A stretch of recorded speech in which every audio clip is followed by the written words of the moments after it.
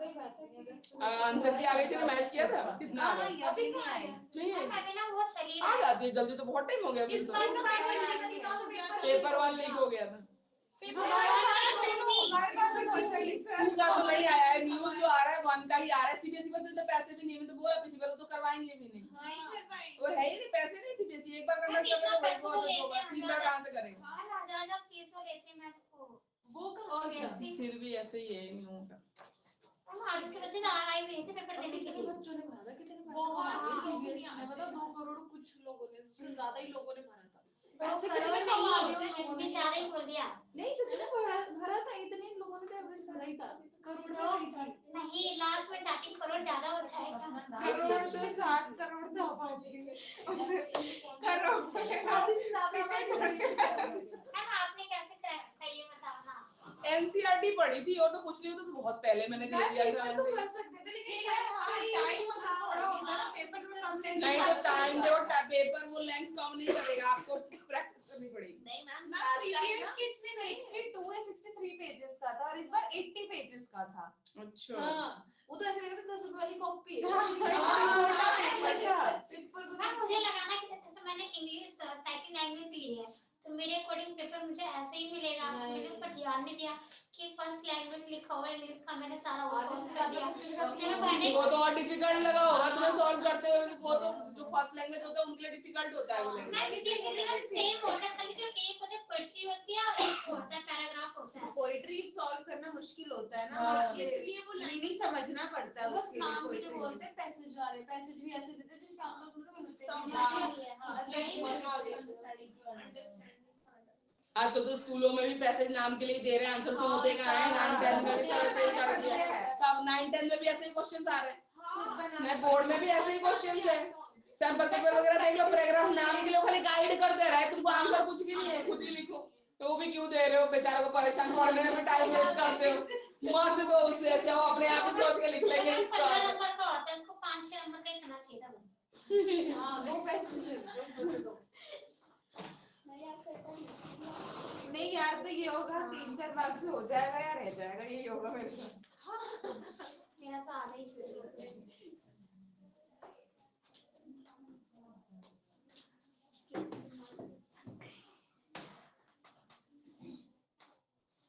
ठीक है, असेसमेंट पे आते हैं। असेसमेंट मेजरमेंट, ठीक है, नंबर से रह जाएगा ना, उसको ग्रेस एरिया जाएगा सर।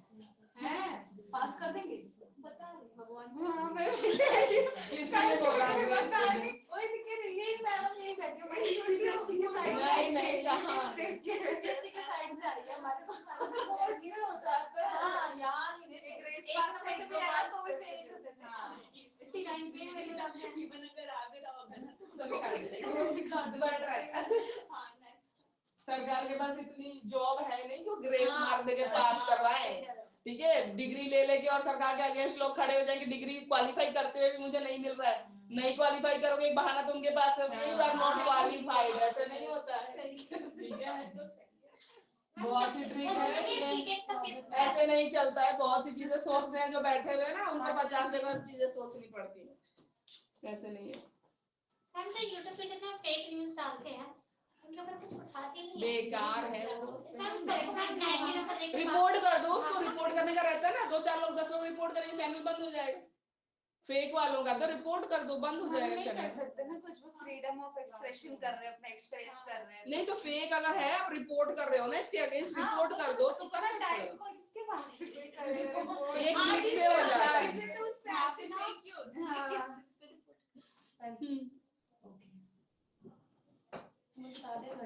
देखो असेसमेंट क्या होता है, ठीक है ना, ये तो चीजें हमें पढ़नी है। असेसमेंट फॉर लर्निंग टॉपिक है।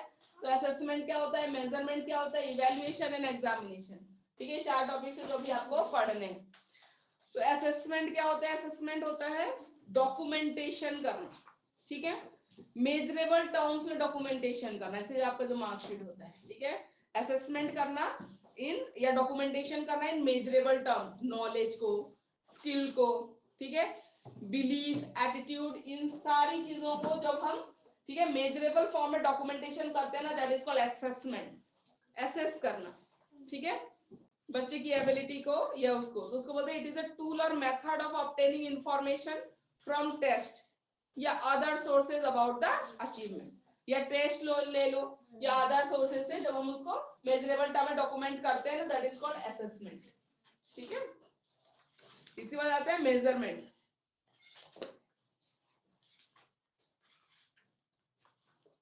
अब इसमें है, ठीक है, मेजरमेंट में भी आप क्या करते हो, एट्रीब्यूट या डिफरेंट डायमेंशंस को फिजिकल ऑब्जेक्ट से डिटरमाइन करते हो। ठीक है, जैसे आईक्यू ऑफ अ पर्सन, उसको हम क्या कर रहे हैं, मेजर कर रहे हैं, कितना इंटेलिजेंट है वो। ठीक है, तो मेजर्स क्या मेजरमेंट कर रहा है, उसका इंटेलिजेंस मेजर कर रहा है, तो इसको बोलते हैं मेजरमेंट। मैम असेसमेंट और मेजरमेंट में फिर डिफरेंस क्या है? उसमें भी तो मेजर कर रहे हैं। इसमें सिर्फ जैसे फिजिकल फैक्टर है ना, उसके बारे में हम बात करते हैं, जैसे जिनको मेजर कर सके, लेकिन एबिलिटी कितने लेवल तक की है। ठीक है, मान लो डांसिंग एबिलिटी कितनी है, ठीक है, उसको हम एसेस कर सकते हैं, आप पर्टिकुलर नंबर नहीं लगा सकते कि एबिलिटी 5 6 7 है, समझ रहे हो। मान लो एक बच्चा डांस कर रहा है, उसकी एबिलिटी को, हाँ, आप ये नहीं कर सकते कि इतने परसेंट ये एक्यूरेट इतना डांस कर रहा है। ठीक है, वो बच्चा इससे इतना परसेंट अच्छा है, इतना परसेंट खराब है, ये नहीं हो सकता। ठीक है, पर्टिकुलर आप जो फिजिकल क्वांटिटी के हिसाब पर आईक्यू इतना है वो मेजर कर सकते हो आप टेस्ट एडमिनिस्टर करके, तो ये फर्क होता है। ठीक है, असेसमेंट में आप पर्टिकुलर वो चीज नहीं कर सकते। ठीक है, तो वो होता है, एक मेजरेबल टर्म में डॉक्यूमेंटेशन कर सकते हो, गुड वेरी गुड ऐसे टर्म्स में, पर आप एग्जैक्ट नंबर नहीं लगा सकते, इतना ये गेमिंग में इतना अच्छा है, स्पोर्ट्स में क्रिकेट में इतना अच्छा नंबर नहीं दे सकते, 10 अच्छा है 11 अच्छा है, हाँ, ये हम नहीं कर सकते। ठीक है, ग्रेड दे सकते हो आप, या डेस्क्रिप्टिव जो हम वेरी गुड या एक्सप्लेन करके 4 लाइन आप लिख रहे हो, बिल्कुल बिल्कुल। ठीक है, तो ये होता है।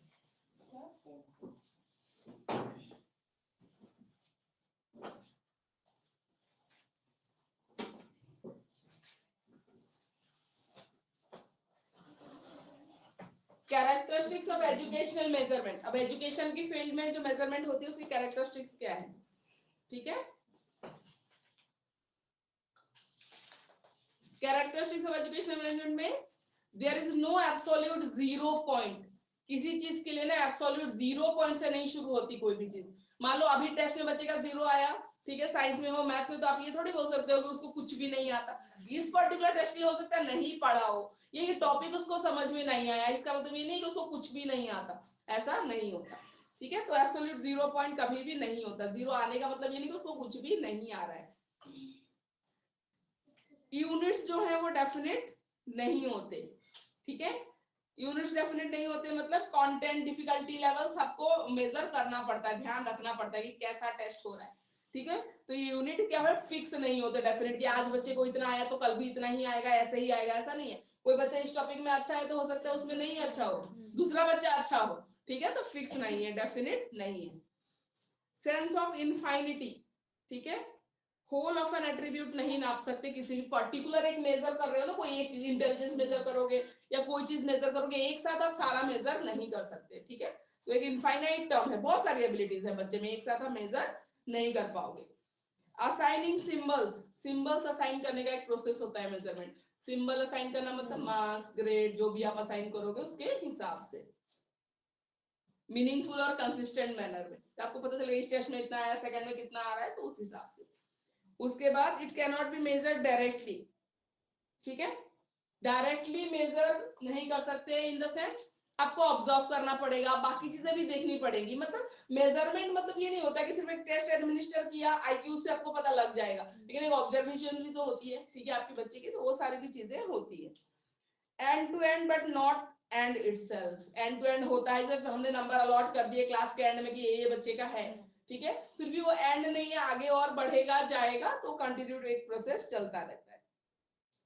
अब हम आते हैं इवैल्यूएशन पे। ठीक है, इवैल्यूएशन पे, इवैल्यूएशन होता है हमेशा क्वालिटेटिव होता है, मेजरमेंट कैसा था, क्वांटिटेटिव, ये था, ये होता है क्वालिटेटिव। इवैल्यूएशन में हम देखते हैं ओवरऑल इवैल्यूएशन, इवैल्यूएशन की जब बात करते हैं हम फिजिकल एस्पेक्ट की भी बात करेंगे, कॉग्निटिव की भी बात करेंगे, इमोशनल सोशल सारे एस्पेक्ट्स की बात करते हैं। और एक क्वालिटेटिव होता है कि बच्चा कैसा है इन सारी चीजों में। ठीक है, तो इसमें टेस्ट भी आ जाता है, इसमें ऑब्जर्वेशन भी आ जाएगा, इसमें बाकी चीजें भी आ जाएंगी, सबको मिला के ओवरऑल जो होता है उसको हम बोलते हैं इवैल्यूएशन। तो टेस्ट है, एग्जामिनेशन है, ये सारा इवैल्यूएशन का एक पार्ट होता है। ठीक है, इसका एक पार्ट है। ठीक है, तो इसमें होता है, तो meaning of test, evaluation and measurement.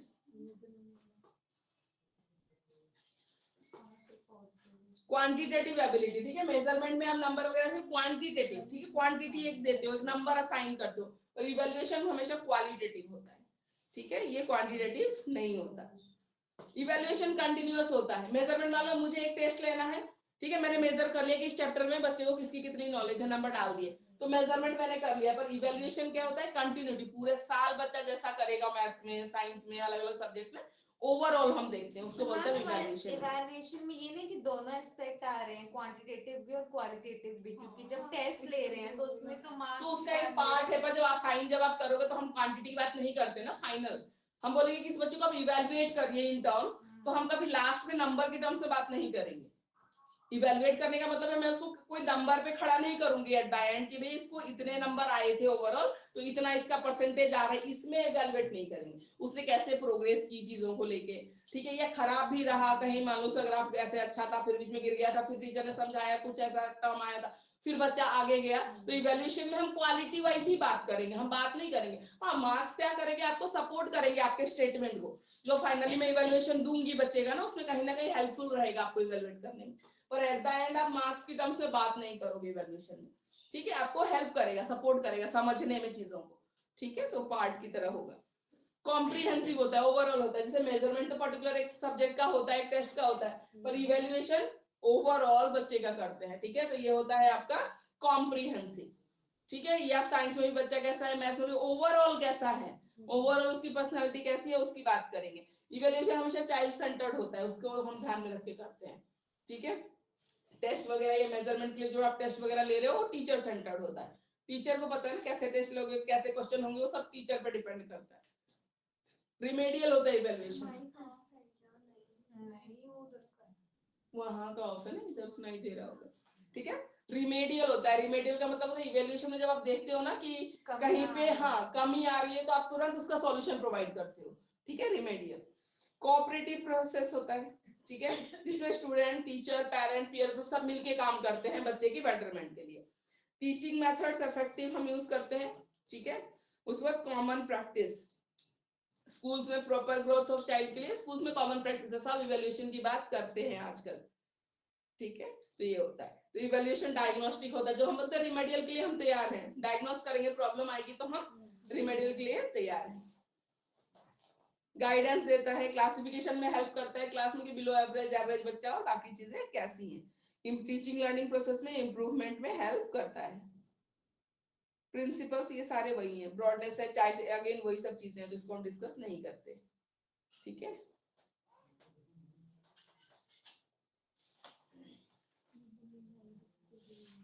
Paper में आता है, क्या आता है इसमें आता है, ठीक है, डिफरेंस भी आता है कभी कभी, या आता है examination as a tool of evaluation, explain करो, ऐसे आता है, ठीक है, explain examination as a tool of evaluation, या difference between measurement and evaluation, ऐसे आता है, ठीक है, तो ऐसे आ सकते हैं, इनका लिंक करके एक के साथ दूसरे ऐसे पूछते हैं।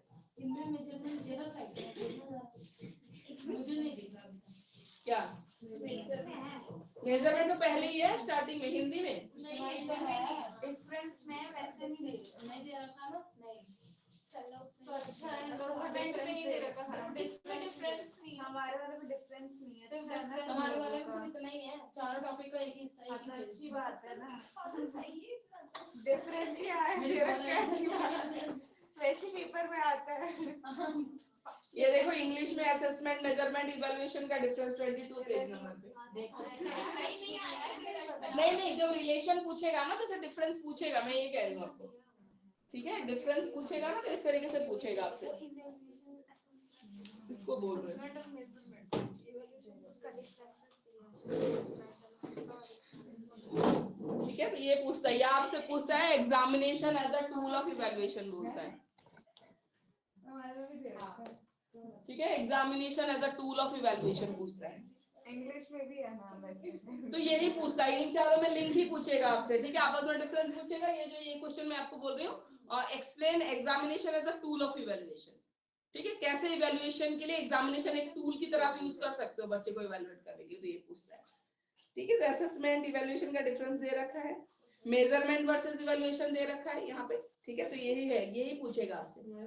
एग्जाम हिंदी में क्या दे रखा है, सिर्फ इसमें दे रखा है डिफरेंस इवैल्यूएशन दे रखा है and relationship between examination and हमें एग्जामिनेशन रह गया। ये देखो इसमें तो बहुत अच्छे से देखो, चारों का ही देखो यहाँ पे देखो, हाँ देखा। ठीक है, ये इम्पोर्टेंट है। हमारे में भी यही बस यही हमारे पढ़ने के में अलावा भी कुछ नहीं दे रहा था। एक मिनट दिखाना है हिंदी में।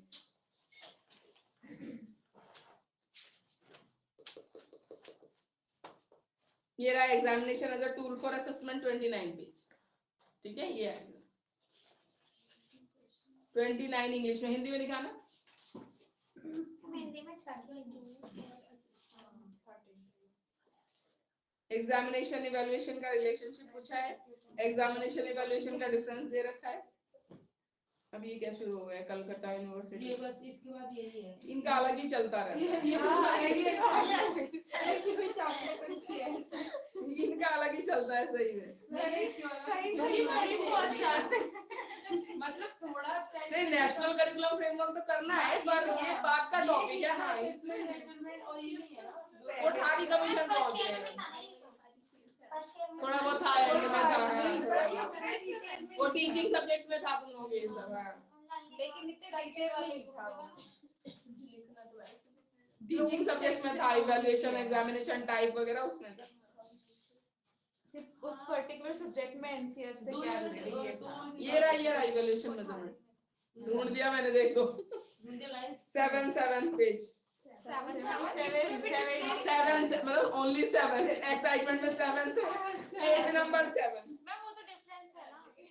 हाँ, तो डिफरेंस तो ये करी, मेजरमेंट है ही नहीं ना, मेजरमेंट मिल गया। क्वेश्चन के अकॉर्डिंग ही है ना, तो ये वो ये बोल रही कि अलग अलग अच्छा, जैसे कि जैसे वील्स का दे रखा है ना, वैल्यूएशन का काफी सारा डिस्क्राइब करके दे रखा है, ऐसे इनका ही दे रखा जैसे पर्टिकुलर। ये सारे के अलग अलग पैरा नहीं है। हाँ, मुझे बस इस बुक के साथ समझौता कर ही लेना चाहिए। बाकी ऐसे हिंदी वाले बच्चों ऑनलाइन भी 7 पे दे रखा है आपका मूल्यांकन और मापन में अंतर।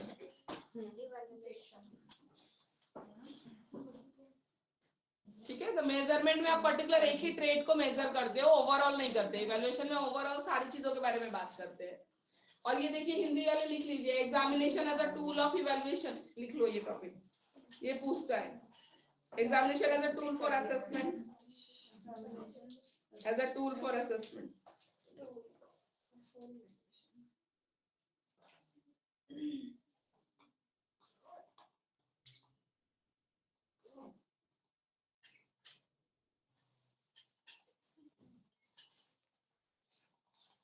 Examination as a tool for assessment, मतलब असेसमेंट के लिए हम जो एग्जाम्स कंडक्ट करते हैं। और आजकल हमारा एजुकेशन सिस्टम लर्निंग से ज्यादा इस पे मार्क्स ओरिएंटेड और एग्जाम ओरिएंटेड हो गया है। लर्निंग सिस्टम पढ़ने का तो वही है ना कि मार्क्स कितने आ रहे हैं बच्चे के, अल्टीमेटली जाके वहां पे एग्जाम कैसा है, ठीक है ना। मतलब ऐसा तो सीखने के लिए नहीं पढ़ रहे हैं, एग्जाम देने के लिए ही पढ़ रहे हैं। एग्जाम के लिए ही पढ़ रहे हैं कि एग्जाम में कौन से क्वेश्चन आएंगे, कैसा पैटर्न आएगा, उसके लिए ही पढ़ रहे हैं। ठीक है, तो ये सारा उस पे शिफ्ट हो गया है। पर यस मैम, अभी आपने जो क्वेश्चन बताया examination as tool for assessment, तो जो इसके लिए आंसर्स जो आपने बताया पेज नंबर 7 पे, वो इसी के आंसर है? नहीं, 7 में तो आपका हिंदी में मेजरमेंट और इवैल्यूएशन का डिफरेंस दे रखा है। ओके, सो मैम इसका आंसर हमें किस पेज पे मिलेगा? इसका आई डोंट थिंक हिंदी में नहीं दे रखा है ये, तो इसलिए मैं कह रही हूँ आपको नोट डाउन कर लो इसको। हिंदी में मत भरोसे बताइए। Okay ma'am. इसको आप नोट डाउन कर लो, ये पॉइंट पूछते हैं, ठीक है। Okay ma'am. ठीक है, क्लियर कर दे डेफिनेशन के साथ। बताओ अब इसमें examination as a tool of assessment, अगर लॉन्ग क्वेश्चन आता है आ भी सकता है, ठीक है। तो इसमें टाइप ऑफ एग्जाम आपको लिखने हैं, ओरल एग्जाम, रिटन एग्जाम, तो ये मैं नहीं बता रही हूँ, अभी आपको बैठ के आपको खुद ही पढ़ना है। ओरल एग्जाम, रिटन एग्जाम होता है, ऑब्जर्वेशन होता है, ठीक है, मल्टीपल चॉइस होते हैं। टाइप्स ऑफ असेसमेंट इनके सारे डिस्क्राइब करने होंगे। एग्जामिनेशन के टाइप्स हैं ये। मैम जैसे ये दे रखा है types of questions presented in examination, तो ये भी दे सकते हैं, एमसीक्यू आते हैं। टाइप्स अलग से तो नहीं आता, इसी में आएगा नहीं असेसमेंट। जैसे इसमें लिख सकते हैं, अगर बड़ा क्वेश्चन आया है लिख सकते हैं। तो लॉन्ग में तो डालना ही पड़ेगा, open ended, close ended, true false, completion type, ठीक है, ऐसे पोर्टफोलियो, क्लोज टेस्ट के सारे। नीड ऑफ एग्जामिनेशन रिफॉर्म में ये क्वेश्चन भी आता है कि आपको क्या लगता है इंडियन एजुकेशन सिस्टम में एग्जामिनेशन रिफॉर्म की जरूरत है, और आप चाहते हैं रिफॉर्म तो कैसे चेंजेस चाहते हैं? ठीक है, सोचने का टाइम नहीं मिलता, पूरा पेपर ही नहीं कंप्लीट होता। कंप्लीट कर दे कुछ तो सोच के रखो भाई यहीं से पढ़ के जाएगा। ठीक है। हमारी बात अलग है कि इसमें अच्छे पॉइंट्स हमारे में तो बुक बस एक क्वेश्चन से मिलता हुआ दिखता है उस एक्सरसाइज से वही थे हमारे। सबसे पहले वही करती हूँ कि 8-10 पेजेस का बोले फर्स्ट ही अच्छे से रिफ्रेश देखो एग्जामिनेशन रिफॉर्म इंडिया में क्या होना चाहिए, changing demands of the new knowledge society. आज की सोसाइटी में बिना नॉलेज के सिर्फ डिग्री वालों का कहीं गुजारा नहीं, ठीक है, नहीं है। ऐसा पहले चला था कि डिग्री ले ली कैसे ली, अब वो नहीं है। तो जो आप डिग्री है मतलब आपको वो नॉलेज भी होनी चाहिए। Need for flexibility, hard and fast rules नहीं होने चाहिए, ठीक है, थोड़ा फ्लेक्सिबिलिटी होनी चाहिए, ठीक है। एग्जामिनेशन सिस्टम में भी फ्लेक्सिबिलिटी होनी चाहिए। मिल गया थोड़ा सा मिला। मुबारक। जैसे ब्लाइंड बच्चों के लिए होता है ना एग्जाम में, उनके क्वेश्चन अलग होते हैं, ब्लाइंड बच्चों के लिए अलग होते हैं, ठीक है। या फ्लेक्सिबिलिटी में एक ही टाइप के क्वेश्चन मत दो, ऐसे भी दो जो बच्चा मतलब ज्यादा, ओरल टेस्ट भी लो, रिटर्न भी लो, हर तरीके का टेस्ट होता है, ठीक है। वाइवा भी तो रखते हैं ना, प्रैक्टिकल में प्रैक्टिकल लेते हैं कि प्रैक्टिकल स्किल्स कैसी है, सिर्फ थ्योरी चेक नहीं कर रहे सब, तो फ्लेक्सिबिलिटी, ठीक है, बाकी चीजें भी। Need of integration of examination with teaching learning process, ठीक है। सिस्टम ऑफ एजुकेशन पूरा एग्जामिनेशन पे डिपेंडेंट हो गया है, ठीक है। सबको अपना रिजल्ट दिखाना है, सारा स्कूल सब रिजल्ट पे फोकस करते हैं, कितने पास है कितने फेल है। इन चक्करों में टीचर रिवीजन टेस्ट में वही क्वेश्चन दिए जा रहा है जो टेस्ट में देना है, टेस्ट जाना है उसको, प्रिंसिपल उसके सर पे चढ़ जाएगा, आपने क्या रिजल्ट दिया, बच्चे फेल कैसे हो गए। तो इस चक्कर में अगर 10 क्वेश्चन आने हैं ना तो 10 में से 8 दे ही रहा है रिवीजन टेस्ट में। हर स्कूल में ये चल रहा है, मेरे बेटे के स्कूल में भी मोस्टली टिक भी लगवा दे, सब टिक लगवा देंगे।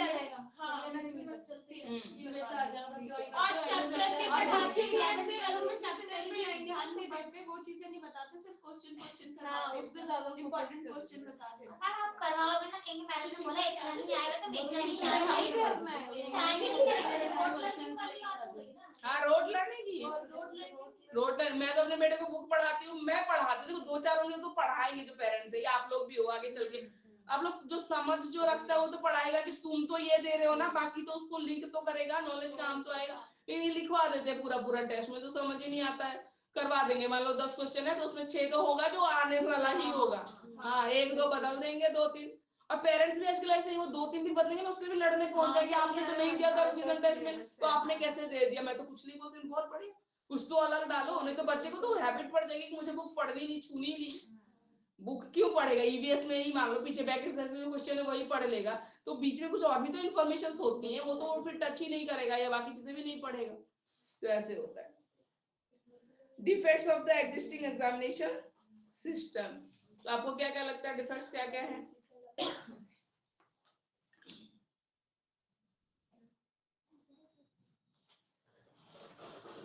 एजुकेशनल ऑब्जेक्टिव जो हम बनाते हैं ना, फिर जो हम एग्जाम ले रहे हैं वो क्या है, कहीं ना कहीं से लिंक्ड नहीं होता है, ठीक है, लिंक नहीं होता। जैसे साइंस में हम एजुकेशनल ऑब्जेक्टिव लिखते हैं to develop rational thinking, scientific attitude उसके बिहेवियर में लाना स्टूडेंट के, और जब एग्जामिनेशन सिस्टम में क्वेश्चन देखोगे ना, वही घिसा पिटा, ड्रॉ एनिमल सेल, लेवल इट्स पार्ट, उसमें क्या रीजन क्या डेवलप करेगा, वो तो घिस के रट के आया वही तो लिखेगा वो, ठीक है। तो आपने तो कुछ ऐसा क्वेश्चन ही निकाला, तो एग्जामिनेशन सिस्टम जो आपका बना हुआ है, जिस टाइप के क्वेश्चन आप एग्जाम में पूछ रहे हो और जो आपने ऑब्जेक्टिव सेट कर रखे हैं, कहीं आपस में एक दूसरे का लिंक ही नहीं है, ठीक है, तो वो चेंज होने की जरूरत है।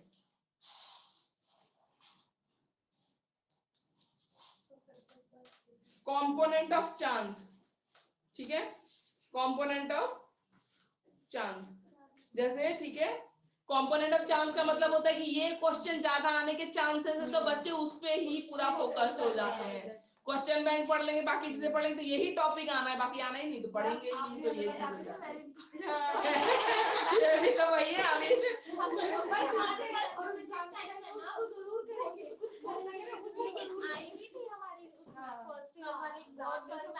हाँ वही आते हैं, सारी यूनिवर्सिटीज का देख लो, तुम आईपी देख लो, तुम डीयू देख लो, कुछ टॉपिक्स फिक्स है जो आएंगे ही।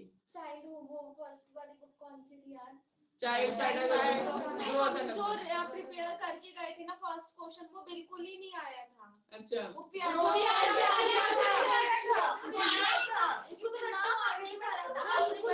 फोन पर के चलने से आया होगा ना दोनों, तो यार तीनों में से कोई एक आएगा। नहीं फर्स्ट वाली बुक का जो फर्स्ट वो पूरे ही इम्पोर्टेंट है, वो हमने सारी करी थी। अच्छा ग्रोथ एंड डेवलपमेंट का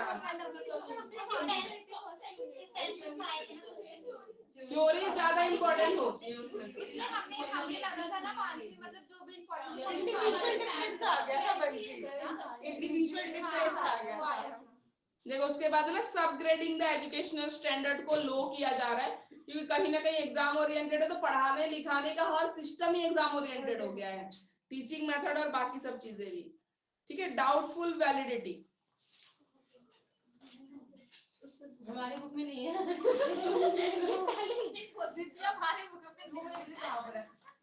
एग्जामिनेशन रिफॉर्म नहीं है, पीछे कहीं दिया होगा क्वेश्चन की फॉर्म में, मुझे लगता है होगा। मैम आप इससे भी रिलेटेड पढ़ाया करो ना, कंफ्यूजन हो जाती है फिर ना, हम घर जाके मैच करते हैं ना, तो मेरे तो दिमाग में कुछ नहीं आता। घर जाके पढ़ती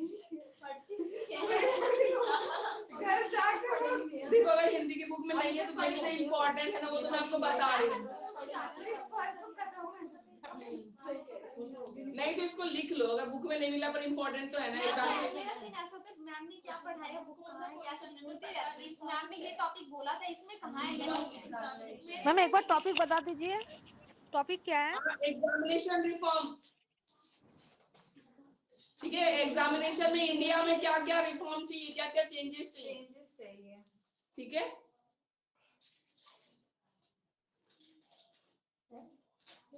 इंग्लिश के पेज नंबर बताइए मैम।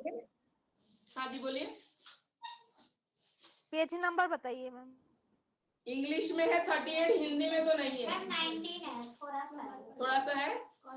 पेज नंबर 19 है हिंदी में, इंग्लिश में 38 है। Examination as reforms in examination. मैंने बोला ना पीछे कहीं क्वेश्चन की फॉर्म में दे रखा होता है। ये हुआ है ना, वही तो, ये इम्पोर्टेंट है। मुझे भी लगा इसे पिछली बार से पढ़ाया था ना, तो दे रखा है पीछे, तो मतलब ध्यान दें कि पीछे कहीं होगा दिया हुआ, क्वेश्चन की फॉर्म में दे रखा होता है। डाउटफुल वैलिडिटी मतलब क्वेश्चन जो पूछे जा रहे हैं या जो पढ़ाया जा रहा है ना, क्वेश्चन पेपर की वैलिडिटी डाउटफुल है। वैलिडिटी मतलब आगे काम आएगा या नहीं आएगा। ठीक है, ये नॉलेज लिंक कितना कर रहा है। Undue stress on students, examination system बहुत स्ट्रेस डाल रहा है, इसलिए बोर्ड में इन्होंने अब रैंक ग्रेड व्रेड सब बंद कर दिया। नंबर बता देंगे, खुद ही टोटल करते रहो, कंपेयर करते रहो, तो बता नहीं दे कुछ भी। ठीक है, तो स्ट्रेस नहीं डालना चाहते हैं। इनकम्प्लीट असेसमेंट, सिर्फ रिटर्न एबिलिटीज ही चेक होती हैं, ओरल एबिलिटीज बहुत कम चेक होती हैं, नहीं इवैल्यूएट हो पा रहा है। ठीक है, तो इनकम्प्लीट असेसमेंट है।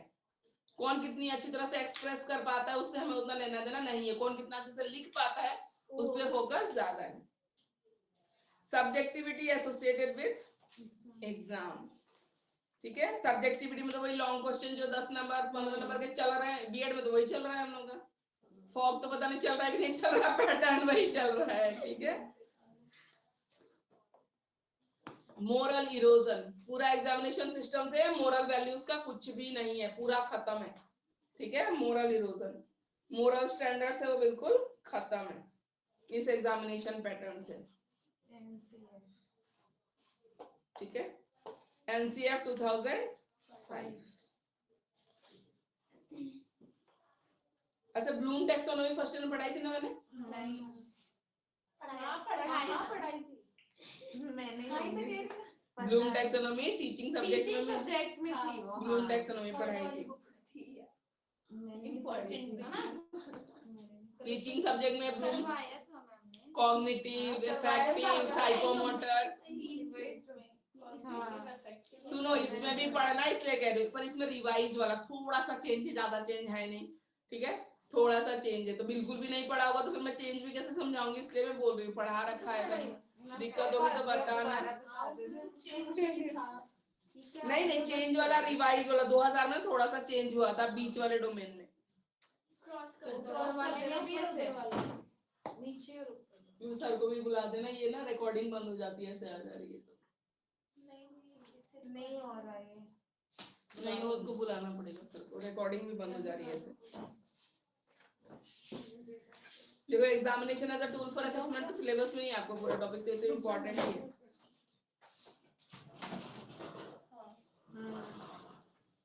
रिवाइज टेक्सोनॉमी बुक में है ही नहीं है, मुझे खुद से ही कराना पड़ता है, फिर नोट्स प्रोवाइड करने पड़ते हैं बच्चों को। पिछली बार मैंने भेज रखा है मैम को, देख के नोट्स बताना। मैम लास्ट वाला में जो नोट्स क्रिटिकल और पार्टिसिपेटरी अप्रोच ना, वो मेरे वाले बुक में भी नहीं है, अब वो नेट से ही निकाल के देना पड़ेगा तुम लोगों को, फिर तो नेट से तुम लोग भी निकाल सकते हो, उससे मैंने बुक में नहीं, उसमें भी नहीं दे रखा है, मेरी दूसरी वाली बुक देखी थी उसमें भी नहीं।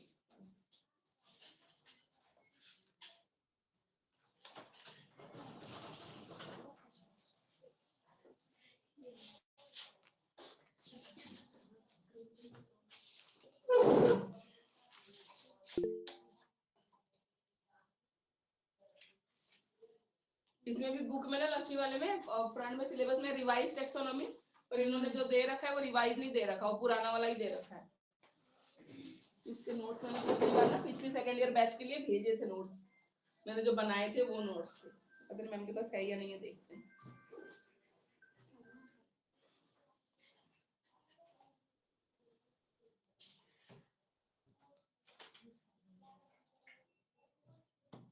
नेशनल करिकुलम फ्रेमवर्क, ठीक है, टाइम टू टाइम रिवाइज किया जाता है, ठीक है। तो 2005 वाला जब रिवाइज हुआ था तो उसमें क्या था, असेसमेंट के ऊपर स्पेशली कितना फोकस था और क्या बोला गया था, ठीक है।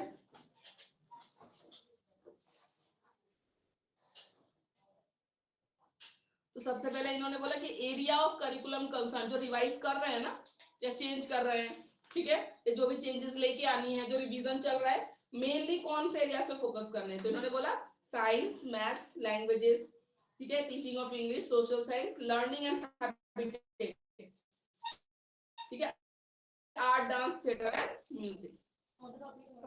ये 72 पेज नंबर, एनसीईआरटी 2005। इंग्लिश में 72 है, हिंदी में 72 पे पहुंच गया मैम आप। तो ये सीधा है ना, हमें ये पढ़ना है ना मेन मुद्दा किसमें अंदर है क्या, 72 पे, एक ही चीज बार-बार रिपीट भी तो है इसमें। ठीक है ना, यही तो है। देखो यहाँ से तो हमें ये तो है कब आया क्या आया, हमें तो मेन मुद्दा ये है। हाँ, ये लॉन्ग क्वेश्चन में आएगा और वेरी इंपॉर्टेंट आएगा ही आएगा ये वाला, ये तो आएगा ही एनसीएफ 2025। ये तो आएगा वेरी वेरी इंपॉर्टेंट। हाँ,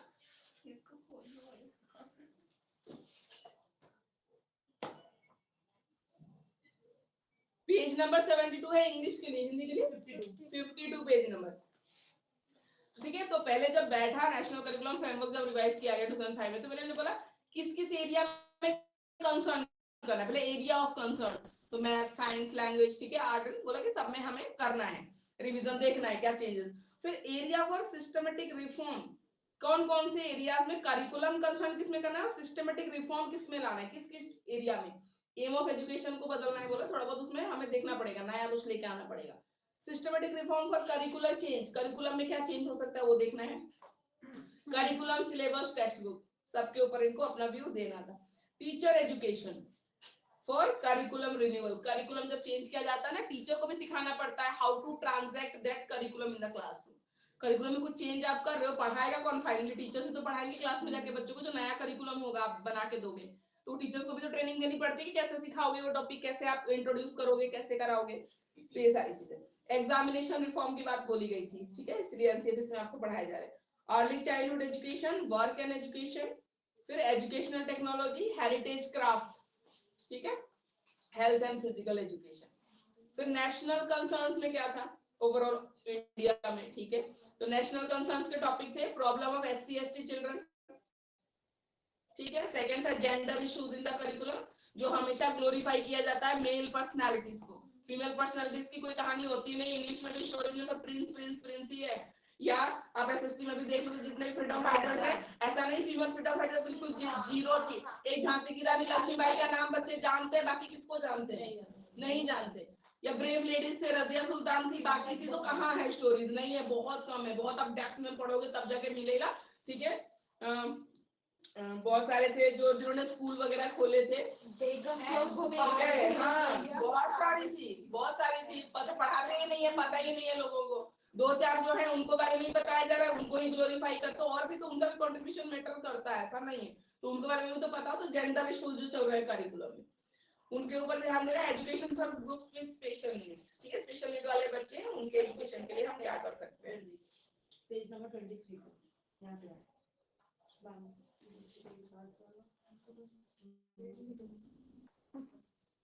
मैं बता रहे ना, ये पेज नंबर 23 एनसीएफ वाला तो होगा।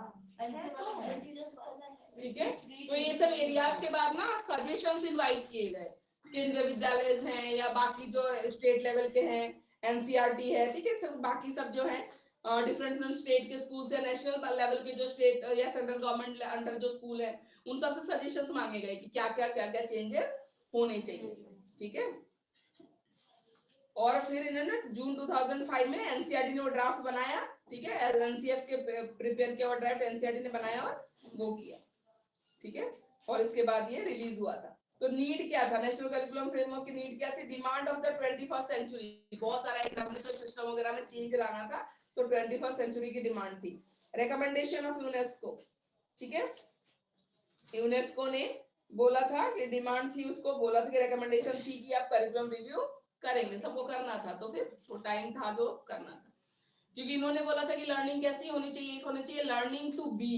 लर्निंग हमेशा ऐसा कराओ कि आपको पता होना चाहिए आपको क्या बनना है, कुछ बनने के लिए पढ़ाओ। लर्निंग कैसी होनी चाहिए? लर्निंग टू बी, कुछ ना कुछ आप बनो। ठीक है, learning to be. Learning to know, जानने के लिए, आपकी नॉलेज अच्छी होनी चाहिए। लर्निंग टू डू, करने के लिए कुछ करो आप। ठीक है, लर्निंग टू डू, आप कैसा करते हो पढ़ने के बाद। लर्निंग टू लिव टुगेदर, अब ये भी सिखाओ कि एक कंट्री का दूसरे से जैसे फाइट होता है, तो आज का सिटीजन ही कल का लीडर बनेगा, आज का बच्चा ही कल का वर्ल्ड लीडर या नेशनल लीडर बनेगा, तो डिसीजन उनके हाथ में होते हैं। तो learning to live together without war, ठीक है, लड़े पीसफुली आप कैसे सरवाइव कर सकते हो एक दूसरे के साथ। ठीक है, नेशनल लेवल पे भी, और ताकि दंगे और ये सब चीजें ना हो, ना इंटरनेशनल बॉर्डर पे किसी कंट्री से फाइट हो, लिव टुगेदर। ठीक है, तो यूनेस्को ने रेकमेंड किया, तो उस हिसाब से इंडिया में भी करिकुलम में चेंजेस लाने थे। ये सारी चीजें आपको इंक्लूड करनी है अपने करिकुलम में। Learning to be, learning to do, learning to know, learning to live together, ये चारों फैक्टर्स बोले आपके करिकुलम में होना मैंडेटरी है। ठीक है, होने चाहिए। Commitment to programme at international level, ठीक है, बहुत सारी से कमिटीज थी इंटरनेशनल लेवल पे जो प्राइमरी और सेकेंडरी एजुकेशन के लिए काम कर रही थी। उनके साथ भी कमिटमेंट थी कि आपको करनी है चीजें, चेंज करना है। ठीक है, करिकुलम में चेंज लेके आना है, अर्ली चाइल्डहुड एजुकेशन और बाकी सब चीजों में, क्योंकि वो काम कर रहे थे इंटरनेशनल लेवल पे, ऑर्गेनाइजेशंस हैं, तो उनके साथ भी कमिटमेंट है, आपको करना है। Diversity in Indian society, economic condition अलग है, रिलीजियस कंडीशन अलग है, बहुत सारी चीजें हैं, तो उसमें भी देखते हुए चेंजेस लाना जरूरी था। कॉन्स्टिट्यूशनल ऑब्लिगेशन, कॉन्स्टिट्यूशन में ही बोला गया है फ्री एंड कंपल्सरी एजुकेशन और बाकी चीजें, ठीक है ना, तो उसको हिसाब में रखते हुए भी करना था। नीड फॉर चेंज, एक चेंज चाहिए था। ठीक है, कि स्कूल सिस्टम में फ्लेक्सिबिलिटी चाहिए थी। ठीक है, लर्निंग आइसोलेटेड एक्टिविटी बनती जा रही थी जिसमें बच्चों को एनकरेज नहीं किया जा रहा था, तो ये सारे चेंजेस चाहिए थे। क्रिएटिव थिंकिंग को डिस्करेज किया जा रहा था, बताया जा रहा था जो मैंने मेथड कराया वही करो, अलग मत करो। ठीक है, तो ये सारी चीजें हो रही थी। और ट्रांसमिट और प्रेजेंट की जा रही थी जो लर्निंग, वो बिल्कुल ही मतलब फिक्स थी, फिक्स डायमेंशंस वाली, उसमें कुछ चेंज होने की, जो मैं सिखा रहा हूँ वैसे ही याद करो, वैसे ही लिखो, ऐसा था। ठीक है, उसके बाद periodic exercise of NCERT, NCERT ऐसे भी time to time curriculum revise करता है, तो एक रेगुलर आपका काम था ही, करना ही था आपको। ठीक है, तो पीरियोडिक एक्सरसाइज था। And nature of education, nature of education कैसा है? डायनेमिक है, सिचुएशन वाइज टाइम के साथ चेंज होना ही है, तो करिकुलम रिव्यू करना जरूरी था, तो इन सब वजह से इसको करना पड़ा। ठीक है, करिकुलम ये चेंज करना पड़ा, जिसमें बोला गया था कि एग्जामिनेशन सिस्टम के बारे में, लेकिन इसमें और अच्छे से देना चाहिए था कि एग्जामिनेशन सिस्टम के बारे में क्या क्या चेंज करने को बोला, वो नहीं दिया गया, पीछे कहीं दे रखा है क्या? इसमें तो मीन, मीडियम, मोड और ये सब भी निकालना पड़ता है।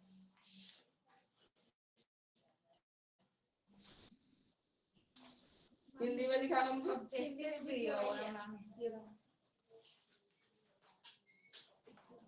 ऑब्जेक्टिव्स भी दे रखा और सेलिएंट फीचर्स भी और दे पेज रखे नंबर कहाँ हैं। है? 3 पे भी दे रखा है 45 पे ही है इंग्लिश में, इसमें बड़ा दे रखा है। ये इसमें देखो सजेशन इसमें दे रखे हैं हिंदी में अच्छे से। कौन सा पेज नंबर 52 पे एक 52 पे भी 23 पे भी पहला पॉइंट जो हमने स्टार्ट किया था वो 23 पे है और ये वाला बाकी इधर है 52 पे। ये अच्छा दे रखा है, बल्कि हिंदी में सजेशन दे रखी है, इसमें भी इनको सजेशन देना चाहिए था। सजेशन नीड दे रखी है, ऑब्जेक्टिव दे रखा है, पर सजेशन तो नहीं दिया ना कि इन्होंने एनसीएफ जब रिवाइज हुआ तो क्या क्या सजेशन देके गया चेंज के लिए, वो तो दिया ही नहीं। वो तो हिंदी में बहुत अच्छे से दे रखा है। टीचर्स में दे रखा है मैम थोड़ा बहुत, जैसे अगर पढ़े तो।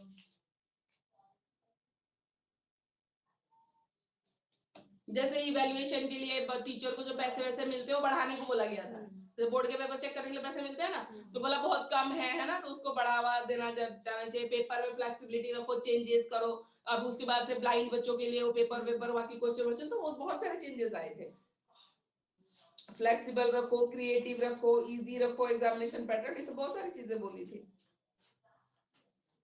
ठीक है, तो सजेशन हम थोड़ा सा इसमें से बता देते, पर इंग्लिश वालों को अब इसमें आपको मेहनत करनी पड़ेगी। सजेशन ढूंढो और लिखो। सजेशन दे ही नहीं रखे, ऑब्जेक्टिव बता दिया, नीड बता दी कि किस एरिया में काम कर किया उन्होंने, करना था और जरूरत क्या थी चेंज करने की, पर सजेशन क्या देके गया वो तो बोला ही नहीं। ठीक है, सजेशंस लिखने पड़ेंगे, तो इसको आप ऐड करना है। इंग्लिश वाले बच्चे आपको सजेशंस ऐड करना पड़ेगा, एनसीएफ के सजेशंस। ठीक है, वो जरूरी है। मेन मुद्दा ही गायब है इसमें से, सजेशन ही मेन है। ठीक है, इसको बहुत खुश हो गए, हिंदी वाले खुश हो गए। हाँ, ये हिंदी वाले आपका दे रखा, देखो पेज नंबर 52 पे भी नहीं मिल रहा। 52 पे 52। नीड मिल गया, सजेशन भी मिल गया। हाँ, सजेशन और नीड दोनों चाहिए। ठीक है ना, 52 पेज नंबर मिल गया आपको। ठीक है, 52 इंग्लिश वाले लिखेंगे, थोड़ा सा समझ लो। ठीक है, जैसे स्कूल में टीचर्स के लिए जो मिनिमम रिक्वायरमेंट है टीचिंग एड, और उसको फुलफिल करना। ठीक है, स्कूल कल्चर को डेवलप करना, लर्नर सेंटर्ड वो रखना, बाकी चीजें स्टूडेंट के सेंटर्ड के हिसाब से। तो ये सब तो आप पढ़ लेना, सेल्फ डिसिप्लिन बनाना। ठीक है, एग्जामिनेशन में जो मेन बताइए, बाकी हम फर्स्ट ईयर जो तो पढ़ रहे हैं ना वही सारी चीजें ये पढ़ रहे हैं। हाँ, वो फर्स्ट ईयर पढ़ नहीं बहुत सारा है उसमें, लेकिन फर्स्ट ईयर हम पढ़ ही रहे। सेल्फ सेंटर्ड बनाओ, फ्लेक्सिबल बनाओ, एग्जाम के जो मैंने 2-3 बताए ना वो मेन फोकस के साथ इसको पढ़ रहे हैं।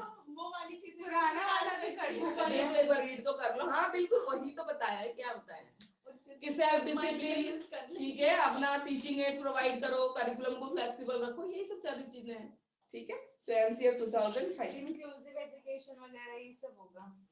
ब्लूम्स टैक्सोनॉमी जो रिवाइज है ना, ये आपकी बुक में रिवाइज दे ही नहीं रखी है, पुरानी वाली दे रखी है। तो मैं अपने नोट्स लेके आऊंगी तो नेक्स्ट क्लास में कराऊंगी, ये टॉपिक बाद में करेंगे। इसे बीच में ना थोड़ा चेंज हुआ था, तो एग्जैक्ट वाला मैं बता दूंगी।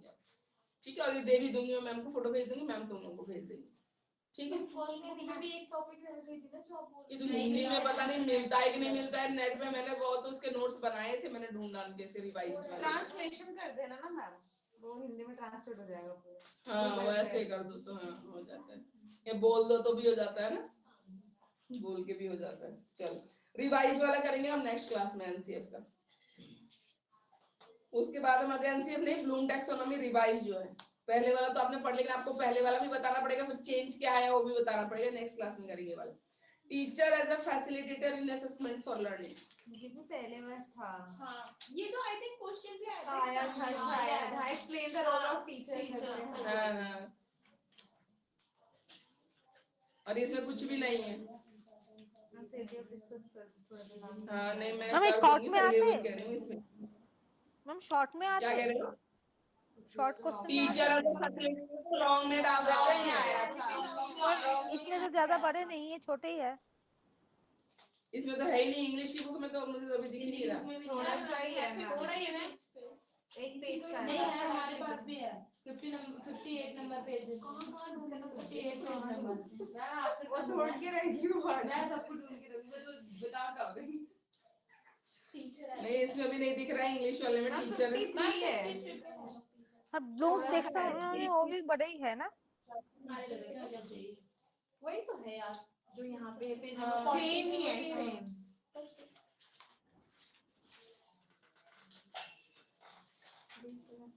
हाँ, teacher in assessment for learning, हाँ रोल ऑफ टीचर यही वाला है। ठीक है,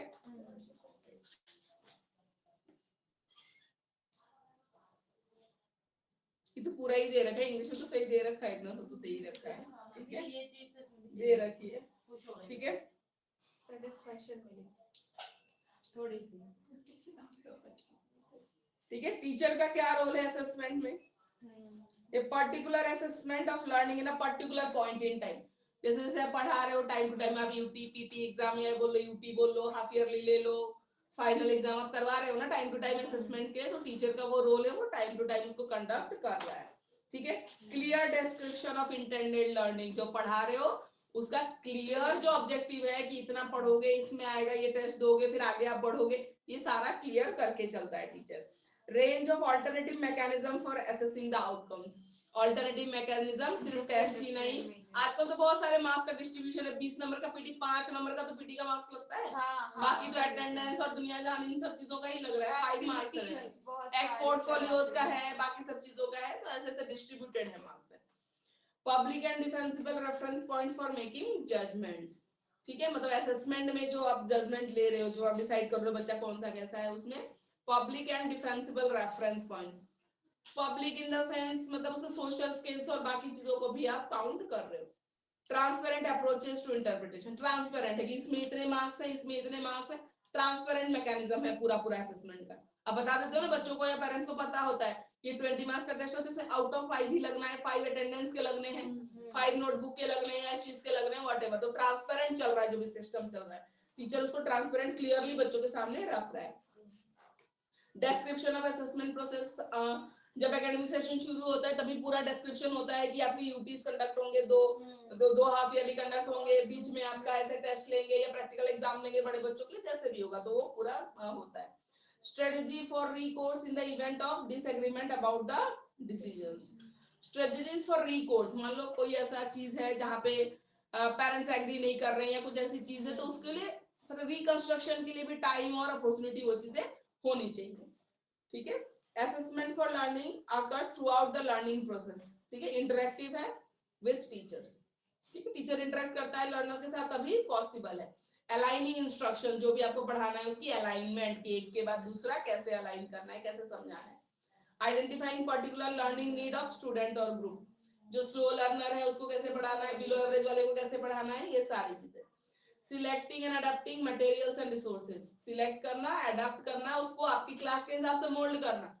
आपको मान लो लर्निंग मटेरियल मिल गया, वो बहुत ही हाई लेवल का है, आपको लगता है कि बच्चों के लिए ज्यादा हो जाएगा, तो उसको थोड़ा सिंपल लैंग्वेज में एक्सप्लेन करना, अरेंज करना, बाकी चीजें करना, ठीक है। क्रिएटिंग डिफरेंशिएटेड टीचिंग स्ट्रेटजीज, ठीक है, and learning opportunities for helping individual students, जो इंडिविजुअल स्टूडेंट है जहां आपको लगता है कि इसको अलग से हेल्प की जरूरत है, उसके हिसाब से फिर मोल्ड करना, समझाना, क्योंकि असेसमेंट में फिर उसको भी समझ में आएगा, तभी वो रिजल्ट दे पाएगा। Providing immediate feedback, immediate feedback देना बच्चों को, एंड डायरेक्शन टू स्टूडेंट्स, तुरंत कुछ गलती कर रहा है तो तुरंत, कुछ अच्छा भी कर रहा है तो तुरंत अप्रिशिएट करो, ठीक है, उसको पेंडिंग में नहीं डालना कि बात भी करेंगे एक बार, अगर अच्छा कर रहा है तो भी, गलत कर रहा है तो भी तुरंत। इमीडिएट फीडबैक का जो इफेक्ट होता है वो भी बहुत अच्छा होता है। Teacher's role in promoting and development of independent learner through assessment is learning is to, ठीक है, इसमें क्या है टीचर का रोल।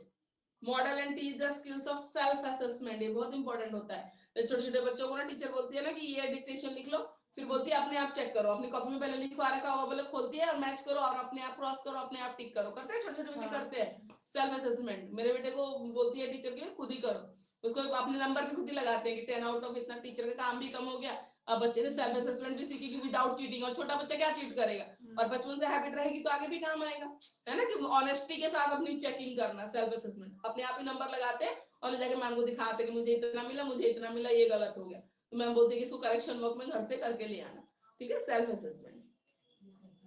हाँ हाँ करवाती है उसकी टीचर ना, इंग्लिश वाली करवाती है, छोटा था जब, सेकंड क्लास से डिक्टेशन अपने आप ही कर लेते हैं और ऐसे करते हैं, कभी कभी कर भी देती है, ज्यादा टाइम वो अपना डिक्टेशन तो एटलीस्ट खुद ही करते हैं, बाकी तो नहीं डिक्टेशन, हाँ डिक्टेशन कर लेती है, हाँ ऑनेस्टी के साथ। छोटे बच्चे को क्या करेंगे, बचपन में ये सब नहीं आता दिमाग में, अभी हम बोलते हैं ना, बचपन में ये सब नहीं होता, क्या पता बचपन से ही हो।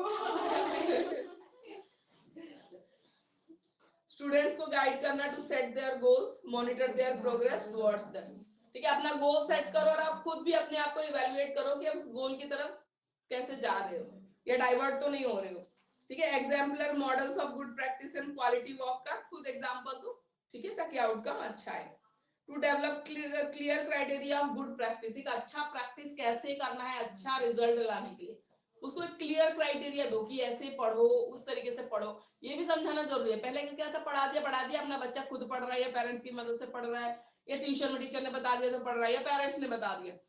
अब टीचर का वो है नहीं, अब आपको पूरा गाइड करना पड़ेगा। पढ़ा तो दिया, अब बच्चे को कैसे पढ़ना है, ठीक है। मान लो हमने पढ़ा दिया किसी भी सब्जेक्ट का, पूरा कोर्स खत्म कर दिया, अब एग्जाम के पॉइंट ऑफ व्यू से पढ़ना है। मान लो 10th का ही बच्चा है, 12th का बच्चा है, बोर्ड एग्जाम। अब बोर्ड एग्जाम में ना वेटेज होता है चैप्टर्स का, ऐसा नहीं होता कि हर चैप्टर इक्वल मार्क्स तो कैरी नहीं कर रहा है। तो आपको बताना है बेटा इस पे फोकस ज्यादा करो। गधा मजदूरी थोड़ी कि जो 2 नंबर का चैप्टर है आप 2 दिन लग के पढ़ रहे, पता चला उसमें से 2 नंबर आ रहा है, क्या फायदा। कोई चैप्टर से 8 मार्क्स 10 मार्क्स कैरी करते हैं, उस पे मेहनत करो 3 दिन, तो पता चलेगा कि हाँ 2 नंबर वाला तो लास्ट में पढ़ो, आए ना आए उसमें क्या लेना देना है ना। लेकिन जो 10 नंबर का आ रहा है उसको भी आप 4 दिन देके पढ़ रहे हो, 2 नंबर वाले को भी 4 दिन देके पढ़ रहे हो, कोई फायदा है? कोई फायदा नहीं। तो आजकल वो सभी बच्चों को बताना पड़ता है कि वेटेज कितना है, किसमें फोकस ज्यादा करना है, ये सारी चीजें बतानी पड़ती है ताकि असेसमेंट के लिए आप एक क्लियर कट गाइडेंस आप दे सको बच्चों को। उसके बाद guide students in developing internal feedback और सेल्फ मॉनिटरिंग मैकेनिज्म। जो मैंने अभी आपको बोला कि जिसका टाइम कवर अप नहीं होता टेस्ट में, जो टाइम कवर नहीं कर पा रहे उसमें अलार्म लगाओ, टाइमर लगाओ अपना। 3 घंटे का पेपर है तो 3 घंटे बैठो और सॉल्व करो, तब देखो, ठीक है। तो ये करना पड़ता है। यूपीएससी वगैरह की तैयारी करते सब लगे रहते हैं कहीं पेपर छूट ना जाए। तो उनका तो बहुत ही लिमिटेड होता है, 1 घंटे में उनको 100 क्वेश्चंस करने होते हैं। तो फिर टाइमर लगा के और एसएससी सीजीएल और सीएचएसएल में 1 हाँ। घंटे में। और यूपीएससी और बहुत टफ एग्जाम्स है ना। या वैसे भी मान लो अगर मान लो नहीं होता, मेरा अक्सर ये हैबिट ही हो जाती है, कुछ बच्चों के छोड़ के ही आते हैं। लेकिन कुछ बच्चों की ना पहले से हैबिट ही हो जाती है, छूट ही जाता है उनसे पेपर, नहीं टाइम मैनेजमेंट नहीं हो पाता। वैसे बच्चों के लिए सॉल्यूशन है टाइमर लगाओ और प्रैक्टिस करो, ठीक है। वो पेरेंट्स को भी ध्यान देना पड़ेगा और बाकी भी चीजें रहती है। सेल्फ मॉनिटरिंग मैकेनिज्म, ठीक है। और become comfortable with ambiguity and uncertainty that is inevitable in learning anything new। ये बहुत अच्छी बात बोली है, ठीक है, कि बच्चे को कंफर्टेबल कराओ। एम्बिग्विटी मतलब होता है कि एक चीज का जहां 2 मतलब निकल रहा हो। कभी कभी देखना टीचर ऐसे क्वेश्चन सेट कर देते हैं ना, उसका ये भी आंसर सही लगता है, ये भी सही लगता है। तो आपको इस टाइप के क्वेश्चन भी बच्चों को अटेम्प्ट करवाने चाहिए अगर आप रिजल्ट अच्छा चाहते हो। और इस चीज को रेडी रखो कि एम्बिगुअस ह्यूमन है, टीचर भी एक बना रहा है, हो सकता है उन्होंने उस पर्सपेक्टिव से दिया हो, आप इस पर्सपेक्टिव से सोच रहे हो। तो पर जो एक स्टैंडर्ड चीज होती है ना, वो बच्चों को आप उससे फैमिलियर रखो कि ऐसा भी हो सकता है, क्वेश्चन ऐसे भी आ सकता है, आपको दोनों आंसर सही लगे पर आपको इस पे टिक करना है। एम्बिग्विटी से फैमिलियर रखना, ठीक है। उसका मतलब होता है 2 जैसे ऑप्शन जब आते हैं। अनसर्टेनिटी भी हो सकती है, ठीक है। आप ऐसे सोच के गए तो जरूर नहीं ऐसे ही आएगा, क्वेश्चन ऐसे भी घुमा के आ सकता है, तो इसके लिए भी रेडी रहो, ठीक है। ये सारी चीजें होती है। उसके बाद regular and challenging opportunities to practice. Regular और चैलेंजिंग क्वेश्चंस दो उनको प्रैक्टिस के लिए। आप तो करवा रहे हो सिंपल, बोर्ड में जाके उनको घुमा फिरा के पूछ देगा, फिर तो बोलेगा कि पता नहीं क्या आ गया। तो जैसे पूछा जाता है वैसे ही तैयारी आप करवाओ, ठीक है, तभी फायदा है। स्टूडेंट्स, ठीक है, मेगा कॉग्निटिव प्रोसेस को मॉनिटर करना, learning and provide descriptive feedback. बहुत पूरे डिस्क्रिप्शन में, अगर एग्जाम में कम मार्क्स आ रहे हैं, दिक्कत हो रही है असेसमेंट में, आपको लग रहा है कि नहीं बच्चा आगे नहीं जा पा रहा है, तो पूरा डिस्क्रिप्शन के साथ फीडबैक कि कहाँ दिक्कत है, हर एक पॉइंट की एक्सप्लेनेशन, ताकि बच्चा वहां पे करेक्शन कर सके, अपने कमियों पे काम कर सके, ठीक है। उसके बाद create an environment where it is safe for student to take chances where support is readily available. कुछ ऐसे क्वेश्चन हो जहां बच्चा अगर अलग तरीके से सोच के आंसर कर रहा है, तो ऐसा नहीं कि मेरा लिखाया हुआ है क्यों नहीं लिखा, 0 लगा दिया। चांस लेने के लिए बच्चे को अपॉर्चुनिटी दो। एटलीस्ट क्लास टेस्ट और बाकी चीजों में तो आप दे ही सकते हो ना, ताकि वो लगाए दिमाग की कैसे और कर सकते हैं। ड्यूटीज क्या है टीचर्स की और other practitioners in assessment. Monitoring के लिए अप्रोच डेवलप करने के लिए कोलैबोरेट करना, self evaluation and improvement planning, ठीक है, ये सब करना है। Regularly in collegiate working including by participating in local and national networking activities, ठीक है। असेसमेंट के लिए जो बाकी नेशनल और बाकी लेवल पे जो चीजें हो रही है ना, उससे फैमिलियर रहना, उसके बारे में इंफॉर्मेशन रखना। कलीग्स के साथ वर्क करना to develop shared understanding of standards and expectation. जो नया पैटर्न चल रहा है, कलीग से बातचीत करो, उनसे पता करो। हो सकता है कोई चीज आपको नहीं पता हो उनको पता हो, या उनको नहीं पता हो आप उनको बता सको, तो ये सब चीजें होनी चाहिए। प्लानिंग, चेकिंग, सैम्पलिंग, ठीक है, रिव्यू करना, इन सब में कलीग्स की कोऑपरेशन की जरूरत पड़ती है, ठीक है। असेसमेंट हमेशा ऐसा होना चाहिए जो लर्निंग को सपोर्ट करता हुआ, जो आपने सिखाया हो ना उसी के आसपास ही एग्जामिनेशन या असेसमेंट होना चाहिए। पढ़ाया ऐसा होता है, हाँ होता है ना, पढ़ा कुछ और रहे एग्जाम में कुछ और ही पूछ लेते हैं, अरे ये क्या है, ठीक है, उनको लगेगा पता नहीं कहाँ से आ गया, क्या आ गया, ऐसा नहीं होना चाहिए। तो हमेशा इंश्योर करो जो असेसमेंट है ऑलवेज सपोर्ट लर्निंग करती है हमेशा, ठीक है, ऐसा नहीं होना चाहिए। और वाइड रेंज ऑफ एविडेंस के बेस पे होना चाहिए। असेसमेंट को प्लान करो, डिजाइन करो, और जब भी आप उसको दो ना तो हमेशा part of learning and teaching होना चाहिए, पीरियोडिकली होना चाहिए, टाइम टू टाइम होते रहना चाहिए, ठीक है। लर्नर को फुल्ली इन्वॉल्व कर सके ऐसा असेसमेंट होना चाहिए, ठीक है, और उनको समझने में आसानी हो। Evaluate evidence of learning to contribute profiles report on learners achievement and progress. कोई भी असेसमेंट हो, जब आप उसको रिपोर्ट बनानी हो लर्नर की प्रोग्रेस की, तो उसमें आपको हेल्पफुल रहे, फीडबैक की तरह काम करे। पढ़ाया कुछ और, टेस्ट में कुछ और दे दिया, तो आप जो फीडबैक बना रहे हो क्या कहीं से जायज है, उस टेस्ट के बेस पे मैं इस बच्चे का प्रोग्रेस रिपोर्ट बना रही हूँ, जहां लर्निंग टीचिंग का एग्जामिनेशन से या टेस्ट से कोई लेना देना ही नहीं था, तो गलत है वो, ठीक है। तो ये चीज है, तो ये लॉन्ग क्वेश्चन में भी आ सकता है, कोई बहुत ऐसे मतलब थ्योरेटिकल या वैसे टर्म्स वाली चीज नहीं है, जनरल चीज है, तो इसको पढ़ लेना, ठीक है, ये लॉन्ग क्वेश्चन में आता है। बल्कि रिवाइज टैक्सोनॉमी में आपको लगेगा, वो पूरा मैं पुराना वाला बताऊंगी, फिर नया बताऊंगी जो चेंज हुआ है 2000 में, ये पूरा लगता है। अब आते हैं सेकंड यूनिट में, सेकंड यूनिट में, ठीक है, online student, second unit, characteristics of a good assessment tool.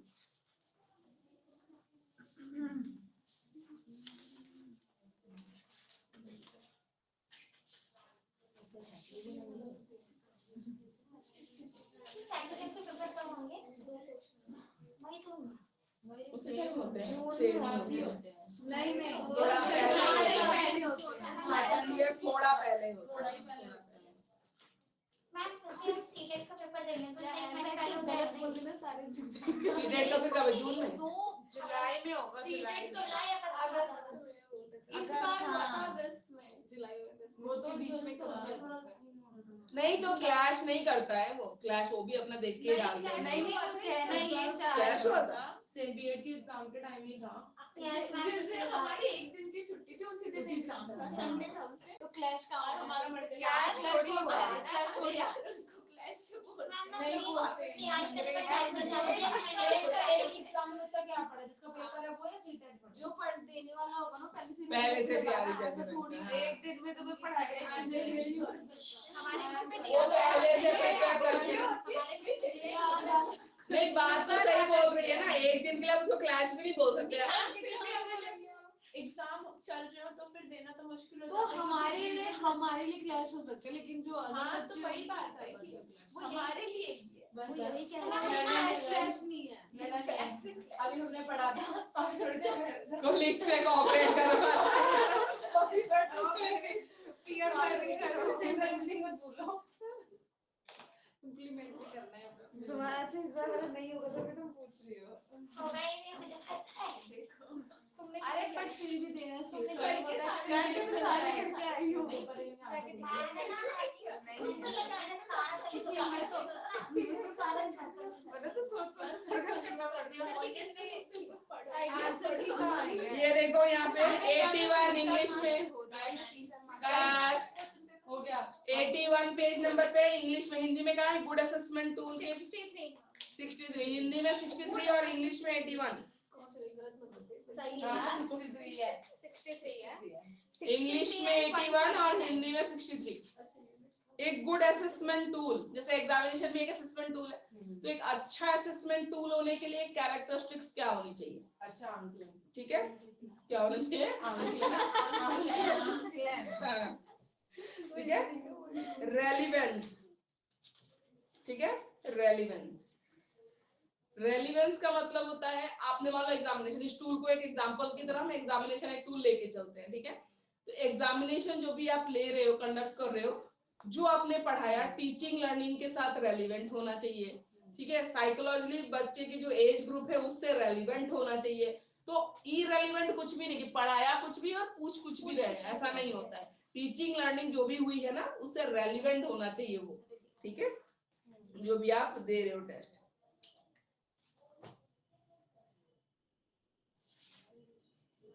Balance होना चाहिए, ठीक है। बैलेंस का मतलब होता है एक क्वेश्चन पेपर में, एग्जामिनेशन में क्वेश्चन पेपर बनाओगे ऑब्वियसली, ठीक है, एक क्वेश्चन पेपर में ऐसे क्वेश्चन होने चाहिए जो बच्चे की सारी स्किल्स को इवैल्यूएट कर रहा हो, ठीक है, जिसमें उसकी लॉजिक और रीजनिंग भी यूज हो रही है, जिसके डायग्रामेटिक स्किल्स है अगर साइंस का पेपर है, ठीक है, या मैथ्स का भी स्किल्स है, तो creative skill, problem solving skills है, तो वो सारी स्किल्स को इवैल्यूएट हो रहे हो उस सब्जेक्ट के अकॉर्डिंग जितनी भी स्किल्स रिक्वायर्ड होती है। तो पेपर इस तरीके से बनाना चाहिए जिसमें सारी चीजें आप इंक्लूड कर सको, जैसे ज्योमेट्री भी आनी चाहिए, अलजेब्रा भी आना चाहिए, सब आना चाहिए, ठीक है।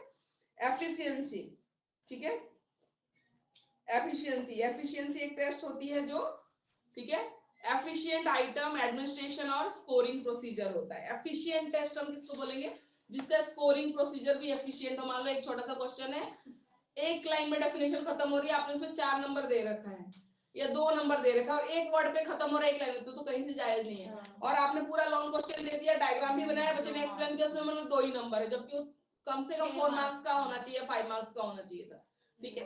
तो स्कोरिंग प्रोसीजर हो, एडमिनिस्ट्रेशन हो, भी एफिशिएंट होना चाहिए, ठीक है। अब कोई चीट करके ही लिख रहा है, किसी से पूछे भी उसके, कोई आगे बैठा है वो कुछ बोल ही नहीं पा रहा, तो ये सब नहीं होना चाहिए। तो उसको एफिशिएंट टेस्ट बोलेंगे जहां हर चीज में एफिशिएंसी हो, एडमिनिस्ट्रेशन में भी, स्कोरिंग में भी और बाकी चीजों में भी।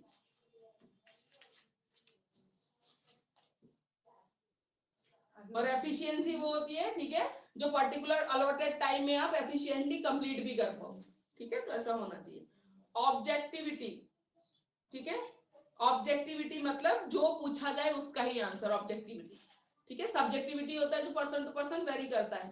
तो एक टेस्ट माने आपने बनाया, आपने ऐसा क्वेश्चन डाल दिया कि ये कुछ और आंसर कर रहे हैं, ये कुछ और आंसर कर रहे हैं, तो एम्बिगुअस क्वेश्चन, जो एक क्वेश्चन के 2 मतलब होता है, आपने कुछ और इंटरप्रेट कर लिया, इसने कुछ और इंटरप्रेट कर लिया, ऐसा नहीं होना चाहिए। ऑब्जेक्टिव, ये पूछा है इसका मतलब आपके लिए भी वही होना चाहिए, उनके लिए भी वही होना चाहिए।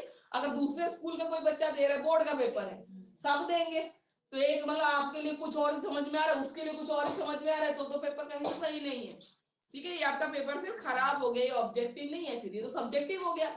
आपको कुछ और समझ में आ रहा है, आप कुछ और लिख दोगे, वो कुछ और इंटरप्रेट कर रहा है, ऐसा नहीं होना चाहिए। ऑब्जेक्टिव, आपको जो समझ आ रहा है वही इनको आना चाहिए, वही मुझे आना चाहिए, वही आपको आना चाहिए, ठीक है। ऑब्जेक्टिविटी होनी चाहिए। स्पेसिफिसिटी, ठीक है, स्पेसिफिक, पर्टिकुलर, ठीक है, स्पेसिफिक होना चाहिए, ठीक है।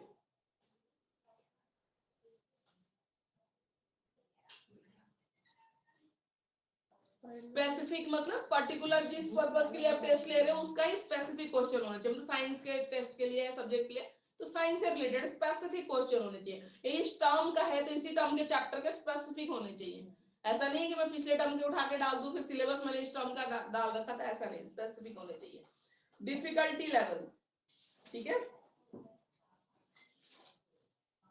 डिफिकल्टी लेवल कैसा होना चाहिए, जो हर एक बच्चा अटेम्प्ट कर सके, मॉडरेट होना चाहिए। अगर आप मान लो अबव एवरेज बच्चे के लिए पेपर बना दो, फिर बिलो एवरेज वाला कहाँ जाएगा, एवरेज वाला कहाँ जाएगा। बिलो एवरेज के लिए बना दो, फिर तो अबव एवरेज वाले की स्किल्स तो आपने इवैल्यूएट ही नहीं किया फिर आपने। तो मॉडरेट होना चाहिए जो सबके लिए, ठीक है। और बच्चे नहीं पढ़ते एक्चुअल में, नहीं तो बोर्ड का पेपर भी ना ऐसे लेवल का होता है। बोर्ड में तो सरकार को खुद ही पास कराना है, क्या दिखाओगे तुम कि पूरा सब बच्चे फेल हो रहे हैं, नहीं, या तो खुद ही इवैल्यूएशन में जाओ। मेरे फ्रेंड्स बोलते हैं जो फेल हो रहा होता है ना, बोलते हैं मैडम जरा ये शीट उधर बगल में रखिए, उसको पास कराना है। मतलब जो फेल हो रहे होते हैं ना, जनकपुरी केवी में गई थी तो बोलते कि बोले कि मैडम मैं सर ये तो फेल हो रहा है, सबके ऊपर ग्रुप लीडर होते हैं 10-12 के वजह से, तो उन्होंने बोला कैसे फेल हो रहा है, मैम उसको साइड में रख दीजिए, अभी लिखिएगा नहीं नंबर, मतलब फेल नहीं कराना, उसको देखते हम क्या कर सकते हैं, साइड में रख दो जो फेल हो रहा है, आधे मार्क्स देके पास करा। हाँ कुछ भी करो, फेल तो दिखाना ही। सरकारी एकदम जो नकारा होते हैं ना वही जाके फेल होते हैं, थोड़ा बहुत भी पढ़ रहा है ना मतलब ही नहीं फेल हो जाए। और पेपर हमेशा ऐसा बनता है तो बिलो एवरेज बच्चा भी अटेन कर जाता है। कितने नंबर चाहिए, 80 में 27-28 चाहिए होगा, आई थिंक इतना ही चाहिए होगा। 100 में चाहिए होते हैं उतने, तो 80 में कितना हुआ, इतना ही हुआ। 27-28 20 में जो इंटरनली होते हैं, कौन सा स्कूल कम नंबर देगा, चाहे आता हो चाहे नहीं आता हो, कम से कम 80 दे देगा, कम देगा। अच्छे से अच्छे बच्चों को 20 आउट ऑफ 20 ही देते, 90 नहीं देते। तो 7-8 नंबर भी अगर 80 नंबर के पेपर में नहीं अटेंड कर पा रहे हो, फिर तो तुम 80 नंबर के पेपर में तुम सोचो, स्कूल वाले कोई प्राइवेट वाला कौन अपना रिजल्ट खराब कर रहा है? कोई फेल कोई दिखाएगा? कोई नहीं दिखाएगा। जो बच्चा कोई गधे से गधा भी होगा ना, उसको 19-18 जरूर देंगे। अब तुम 80 मार्क्स के पेपर में तुम 8 नंबर 10 नंबर भी मान लो, 27-28 ही चलो मान लेते 10 नंबर, तो 30 ही करना है। पास होना पड़ता है शायद, थ्योरी में अलग और उसमें अलग, प्रैक्टिकल में अलग। हाँ प्रैक्टिकल, हाँ थ्योरी का कंपलसरी होता है। हाँ, तो उसमें 27 मार्क्स आपके आने ही चाहिए। अच्छा, तो 80 में 27 है। आने ही अच्छा चाहिए। 27 और 100 में 30। अच्छा, मतलब प्रैक्टिकल अलग पास करना पड़ेगा। फिर भी 80 में 27 तो बहुत, मतलब 20 में तो एमसीक्यू है। अगर वैसे भी मान लो 20 एमसीक्यू आने लगता है। एमसीक्यू आने लगे, 20 में से एमसीक्यू से थोड़ा भी ढंग से पढ़ो, 10 साल के पेपर पेपर प्रैक्टिस कर लो, नया कहां से लाएगा? वो टॉपिक सिलेबस तो वही चल रहा है ना, उसमें से पूछेगा। बिल्कुल, वो 20 नंबर भी मान लो तुम उसमें से 10 भी सही करते हो, ऐसा पेपर नहीं होता कि मतलब वैसा ही कोई बच्चा होगा जो फेल होता हो, ठीक है? नहीं तो फिर कोई मतलब नहीं होता। गवर्नमेंट वालों की थोड़ा हम मान सकते हैं, बट प्राइवेट वाले पूरा पढ़ते हैं, बच्चे पढ़ते भी हैं, कंप्लीट असेसमेंट भी उनका काम पढ़ाता है, वाइवा भी होता है, और 2-3 बार हाँ रिवीजन हो जाता है। हमारे टीचर के पास टाइम ही नहीं होता, बस वो आने का क्लास मॉनिटर होता था, ये पढ़ाना ये लिखवा देना, ये लिखवा देना, क्वेश्चंस करवाते थे, बस क्वेश्चंस करो वही एग्जाम ओरिएंटेड जो कह रहे हैं ना। डिस्क्रिमिनेशन, ठीक है, एक अच्छा असेसमेंट वो होता है जिसमें वो टेस्ट देने के बाद ना आपको क्लास पूरी और डिस्टिंग्विश होके पता चल जाए कि ये अबव एवरेज बच्चा है, ये बिलो एवरेज है, ये एवरेज है। मतलब आपके क्वेश्चन पेपर का फॉर्मेट ऐसा होना चाहिए था कि उस टेस्ट के बाद आपकी क्लास में ना आपको अलग से आइडेंटिफाई करने की जरूरत, नंबर ही बता देंगे कि कौन सा बच्चा कहाँ लाइक कर रहा है, ठीक है? तो ये होना चाहिए डिस्क्रिमिनेशन। उसके बाद रिलायबिलिटी, ठीक है, रिलायबल, ठीक है, आपका टेस्ट जो आपने प्रिपेयर किया है असेसमेंट के लिए वो रिलायबल है या नहीं है। तो रिलायबिलिटी डिपेंड करती है number of items, item discrimination, item objectivity and difference among students on the trade measured, ठीक है? इन सब के बेस पे आपका टेस्ट रिलायबल है कि नहीं बोला जाता है, ठीक है? कितने नंबर ऑफ आइटम्स आपने लिए हैं, क्वेश्चन कितने लिए हैं, ठीक है, और उस टाइम के अंदर वो सॉल्व हो पाएंगे या नहीं हो पाएंगे। आइटम डिस्क्रिमिनेशन, जो आपने डिफरेंट लिए हो, सारे स्किल्स को से रिलेटेड है या नहीं, डिस्क्रिमिनेट है कि नहीं अलग अलग, जैसे एमसीक्यू अलग है, सम रीजन अलग है, जो भी अलग है, तो डिस्क्रिमिनेशन है या नहीं आपके टेस्ट में। उसके बाद आते हैं आइटम ऑब्जेक्टिविटी, जो क्वेश्चंस आपने पूछे हैं ना वो ऑब्जेक्टिव है या नहीं है, जो पूछा जा रहा है वही समझ में आ रहा है कि नहीं आ रहा पढ़ने से। और उसके बाद लास्ट में है डिफरेंस अमंग, जो डिस्क्रिमिनेशन पढ़ा ना, अगर ये सारे क्राइटेरिया फुलफिल हो रहे हैं तो आपका टेस्ट कैसा है, रिलायबल है, ठीक है? वैलिडिटी, ठीक है, आपका पेपर वैलिड है कि नहीं है। वैलिड में सबसे पहले तो कंटेंट वैलिडिटी आती है, जो पढ़ाया है वो क्वेश्चन है कि नहीं है, ठीक है, कंटेंट वैलिडिटी। फिर क्राइटेरिया रिलेटेड वैलिडिटी, कि टेस्ट करने के लिए क्या क्राइटेरिया है, उससे रिलेटेड है या नहीं है। मतलब क्राइटेरिया इन द सेंस कि मान लो क्राइटेरिया है आपको एमसीक्यू इतने डालने चाहिए, 2 मार्क्स के इतने होने चाहिए, वो क्राइटेरिया फुलफिल कर रहा है कि नहीं कर रहा है आपका टेस्ट, ठीक है? क्राइटेरिया क्या है। फिर कंस्ट्रक्ट वैलिडिटी, आपने पेपर किस फॉर्मेट में बनाया, कंस्ट्रक्शन कैसा है पेपर का, ठीक है, एक वो वैलिडिटी डिसाइड करता है। सुटेबिलिटी, ठीक है, सुटेबिलिटी होता है मतलब जिस टारगेट ऑडियंस के लिए, जिस टारगेट लर्नर के लिए आपने पेपर सेट किया उनके लिए सुटेबल है या नहीं, उनके हिसाब से तो होना चाहिए ना, सुटेबल होना चाहिए, सुटेबिलिटी।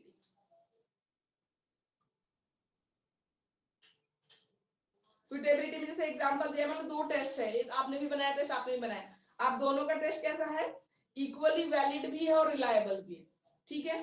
पर द टेस्ट जो चीपर होगा, जो सस्ता होगा, ठीक है, मोर क्विकली और इजीली स्कोर्ड कर देंगे, ठीक है, और अल्टरनेटिव फॉर्म्स में भी अवेलेबल होगा, वो होगा ज्यादा सुटेबल, उसको सिलेक्ट किया जाएगा, ठीक है? वैलिड भी बराबर है, रिलायबल भी बराबर है, पर देखना पड़ेगा कि मोर क्विकली और इजीली स्कोर कर सके, ठीक है, चीपर हो, एडमिनिस्ट्रेशन में खर्चा कम लग रहा हो, ये खाली हम स्कूल टेस्ट की बात नहीं कर रहे, वैसे भी बोर्ड एग्जाम्स भी है चाहे वैसे भी, तो चीपर है, सस्ता है एडमिनिस्टर करना, ठीक है, तो अच्छा है, तो उसको हम ज्यादा सुटेबल बोलेंगे। ऑल्टरनेटिव फॉर्म्स में भी अवेलेबल है, मान लो यही पेपर है ब्लाइंड बच्चों के लिए भी, उसमें भी ब्राइल करके मान लो किया हुआ है, ऑल्टरनेटिव फॉर्म्स में भी अवेलेबल है, और नॉर्म्स के हिसाब से अकॉम्पेनेट भी करते हैं और मैनुअल भी फॉलो कर रहे हैं, सब कुछ कर रहे हैं, तो वो टेस्ट ज्यादा सुइटेबल होगा, सुइटेबिलिटी। ठीक है, तो ये है, ये भी क्वेश्चन इंपॉर्टेंट होता है। ठीक है, tools, good assessment tool.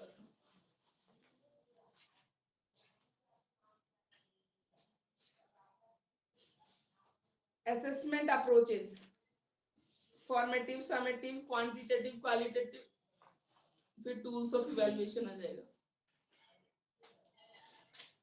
Self assessment, feedback.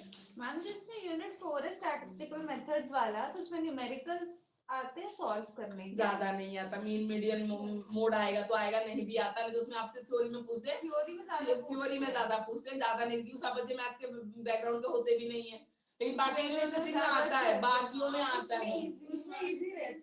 DUIP में तो सॉल्व करने को देते हैं, मीन मीडियन मोड निकालने को देते हैं, वो ज्यादा इजी रहता है, याद करने से अच्छा रहता है। हाँ, लेकिन जिसका मैथ बैकग्राउंड है ना, जिसको नहीं होगा उसको फिर मुश्किल भी लगेगा, बहुत दिन हो गए जिसको छोड़े हुए, स्कूल में छोड़ दिया, नहीं पढ़ा, आर्ट्स बैकग्राउंड का बच्चा होगा उसको मुश्किल भी लगेगा, इसे घूर रही है क्या बोल रही है इसे?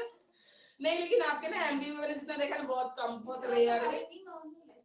नहीं आता ही नहीं है, वो भी नहीं देते, वो पूछेंगे मीन मीडियन मोड को कैसे यूज करेगा एजुकेशनल इवैल्यूएशन में, स्कूल वगैरह में वैसे ही पूछते भी नहीं है, लेकिन कभी हो सकता है पूछते तो मीन मीडियन मोड इतना तो मैं क्लास में सिखा देती हूँ, रिवाइज करा देती हूँ। वही तो 10th वाला है। हाँ नहीं वही है, मतलब फिर भी नहीं पूछते, MDU तो फिर भी नहीं पूछते, IPDU में तो पूछते हैं, वो देते हैं सॉल्व करने को, हाँ IPDU में तो पूछते हैं, वो देते हैं, बताते भी हैं, करवाते भी हैं। नहीं तो मैं भी करवाती हूँ, ऐसा नहीं है नहीं करवाते तो मैं भी, इतना तो मैं करवा देती हूँ, मीन मीडियन मोड और इतनी सारी चीजें करवा देती हूँ, ये तो मैं क्लास में भी करवा दूँ, बाई चांस कभी पूछ ले तो क्या, कि बिना पढ़े थोड़ी जाना है, पूछना तो हम भी कर जितने सकते हैं। सब्जेक्ट्स हमारे 7 सब्जेक्ट्स, मेरे तो मैथ्स के बच्चे ही पढ़ा देते, नहीं तो मैं पढ़ा देती हूँ, उसमें कुछ है ही नहीं। बुक क्या सातों बुक्स करवाओगे आप? हाँ सारे करवाते हैं, सारे करवाते हैं, वो ये कह रही है कि मैम आपसे आते बुक पढ़ाओगे ना, वो ये सोच रही है। इस बार तो वो नहीं है ना हमारे पास सब्जेक्ट, क्या नहीं, टीचिंग सब्जेक्ट नहीं है। सातों कंपल्सरी सही है ना, योगा वाला तो देखो कुछ पेपर्स होते हैं ना योगा वाला, उसमें मैं अब तो योगा में तो आसन वासन नहीं पढ़ने, वो तो खुद ही पढ़ते हो, मैं इम्पोर्टेंट क्वेश्चंस बता देती हूँ, ऐसे कर लेते हैं। 7 मिली है, अब सबकी सेम ही है शायद। नहीं यार, मैं जब आई थी ना तो उन्होंने मुझसे पूछा था कि स्ट्रीम क्या है, आपको क्या है, मैंने बताया था उनको कि हमारा SST है, सब्जेक्ट पूछा था इन्होंने, वो ऐसे ही पूछा होगा, इसमें कोई लेना देना नहीं। नहीं मैम आई थिंक 2 बुक है, आई एम श्योर, बिकॉज़ वो नहीं थे ना, उन्होंने सेकंड ईयर में लेके रिटर्न करके दूसरी दी मुझे। नहीं सेकंड ईयर में कोई टीचिंग का कोई मतलब नहीं है, वो नहीं, सारे सबका पेपर वही होगा, इंक्लूसिव एजुकेशन सब वही पेपर है, कॉमन है सब। 3 सब्जेक्ट से शायद उसमें चॉइस है आई गेस, जो डेढ़ वो हाफ हाफ वाले जो 40 वाले हैं उसमें हो सकता है। हमसे पूछा गया था ना, मैं आई थी तो मुझे दूसरी दी, फिर उन्होंने रिटर्न उसके करके देख के आई हो तेरा कौन सा, चल हम अपना देखेंगे कौन सा है, क्या पता ना गलत हो। ठीक है, योगा वाले में जैसे योगा आसन वासन पढ़े हो तो आप खुद ही पढ़ते हो, मैं इंपॉर्टेंट क्वेश्चंस वगैरह बता देती हूँ, ऐसे करते हैं। बाकी जो ये इंपॉर्टेंट है पेपर ये सब तो हम पढ़ते हैं, जो कॉमन वाले। फॉर्मेटिव एंड समेटिव इवैल्यूएशन में तो पढ़ा हुआ है फर्स्ट ईयर में तुम लोगों ने, अपने टीचर से पीछे क्या होता है मतलब बताओ, इसको तो नहीं कर रहे डिटेल में, तुम खुद ही पढ़ना, पहले बताओ क्या होता है। फॉर्मेटिव वो होता है जो मतलब उसका वेटेज 40% होता है और समेटिव का 60% होता है। समेटिव एंड टर्म्स में लिया जाता है, फॉर्मेटिव छोटे-छोटे जो क्लास टेस्ट हो गए, जो यूपी हो गए, ये फॉर्मेटिव होते हैं। थोड़ा सा पढ़ाया टेस्ट ले लिया, थोड़ा सा पढ़ाया टेस्ट ले लिया, ये फॉर्मेटिव होता है। समेटिव वो हाफ ईयरली टर्म 1 टर्म 2 के जो एग्जाम्स होते हैं ना समेटिव होते हैं। ठीक है, इसमें रेगुलर फॉर्मेटिव में रेगुलर डेस्क्रिप्टिव फीडबैक चलता है कि गलत है तो बताते हैं यहाँ गलत है इसको इंप्रूव करो और ये सब। और ये होता है जो समेटिव होता है, ठीक है, थ्रू आउट द ईयर या थ्रू आउट द सेशन बोल लो, जितना किया उसके ऊपर फीडबैक होता है।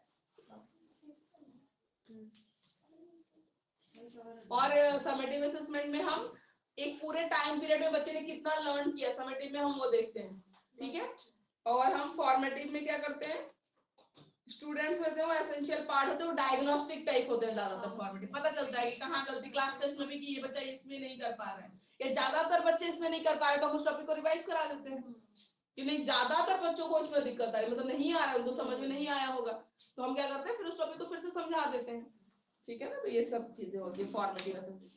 अब आते हैं क्वालिटेटिव एंड क्वांटिटेटिव में। क्वांटिटेटिव में हम ठीक है, पर्टिकुलर नंबर असाइन करते हैं, जिसे मेजरमेंट की हम बात कर रहे थे। और क्वालिटेटिव में हम, ठीक है, क्वालिटीज की बात करते हैं, जो हम क्वालिटेटिव एनालिसिस, जिसमें हम पर्टिकुलर नंबर असाइन नहीं कर रहे हैं, ये क्वांटिटी को फिजिकल क्वांटिटी असाइन नहीं कर रहे हैं। क्वांटिटेटिव होती है, इसमें क्वेश्चन देते हैं, मतलब क्वेश्चन पेपर वगैरह देते हैं उसको टेस्ट लेने के लिए, ठीक है, सर्वेज होते हैं या स्ट्रक्चर्ड ऑब्जर्वेशंस होती हैं क्वांटिटेटिव के लिए। क्वालिटेटिव के लिए इन डेप्थ इंटरव्यू, डिटेल में किसी की इंटरव्यू लेना, किसी के बारे में जानना, ठीक है, पार्टिसिपेंट ऑब्जर्वेशन ये सब होता है। पेज नंबर 89 पे देखो डिफरेंस दे रखा है क्वांटिटेटिव क्वालिटेटिव, ठीक है, डिफरेंस पे ही फोकस करो, डिफरेंस ही पूछेगा, ठीक है। मिला गाइस? हाँ 81 तो मुझे पूछा है हिंदी वाले 81 मिल गया उनको हिंदी वालों को। तुझको नहीं मिल हाँ यार पूछ रही थी ना मैं उनसे यार बता दो प्लीज को। क्वांटिटेटिव में, हाँ मिल गया।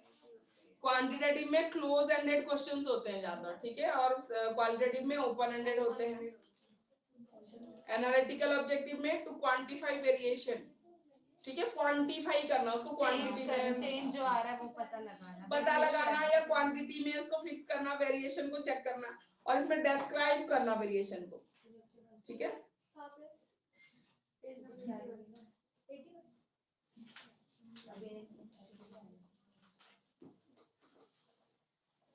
डेटा फॉर्मेट कैसे डेटा है, क्वांटिटेटिव वाले में न्यूमेरिकल नंबर्स की फॉर्म में है, और ये टेक्चुअल डेस्क्रिप्टिव फॉर्म में, ठीक है, तो टेक्चुअल होता है। फ्लेक्सिबिलिटी में,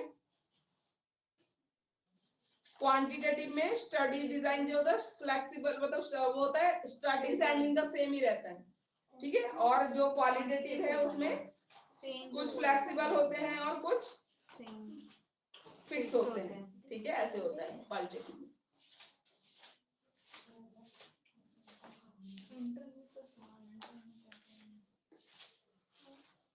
तुम्हारे में कितना दिया होगा इसका? इसके बाद आ जाता है Excuse me, ma'am. ये ma'am examination as tool for assessment जो आपने क्वेश्चन बताया था, आई गेस वो पेज नंबर 83 में उसका आंसर क्या ये रिलेटिव है से? इन हिंदी पेज नंबर 83। 83 पे है ना? हाँ 83 पे ही है वो। बिकॉज वो मिल नहीं रहा था ना उस वक्त। हाँ ठीक है, वही वाला है, 83 वाला ही है, ओके मैम, थैंक यू।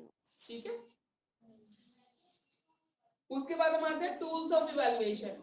अब देखो फर्स्ट ईयर में तुम लोगों ने पर्सनालिटी मेजरमेंट में पढ़ी थी चीजें याद है, ऑब्जर्वेशन, इंटरव्यू, ये सब वही है, उसको नहीं डिस्कस करेंगे हम फिर से। Tools of evaluation, tools of evaluation में आपने फर्स्ट ईयर में, ऑनलाइन स्टूडेंट्स फर्स्ट ईयर में पढ़ा था, ठीक है, फर्स्ट ईयर में पर्सनालिटी असेसमेंट में पढ़ा था, ऑब्जर्वेशन, इंटरव्यू, ठीक है, थोड़ा थोड़ा बता देती हूँ पर ये पढ़ा हुआ है, इसको डिटेल में करना आप लोग। क्वेश्चन है, रेटिंग स्केल सब कुछ कर रखा है, लेकिन थोड़ा थोड़ा बता देती हूँ, ठीक है।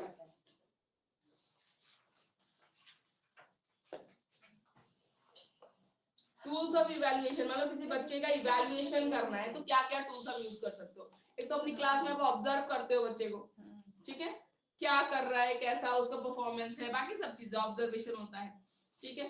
तो ये सारी चीजें आपने पढ़ रखी है, पर्सनालिटी वाले में इसको पढ़ना। दूसरा होता है इंटरव्यू, बातचीत करना, बच्चे से बात करना, कुछ प्रॉब्लम है तो पता लगाना, उसके पेरेंट्स को बुला के बातचीत करो, कोई दिक्कत है तो इंटरव्यू मेथड एक होता है जब बच्चे को इवैल्यूएट करना हो, बच्चे के बारे में जानना हो, ठीक है।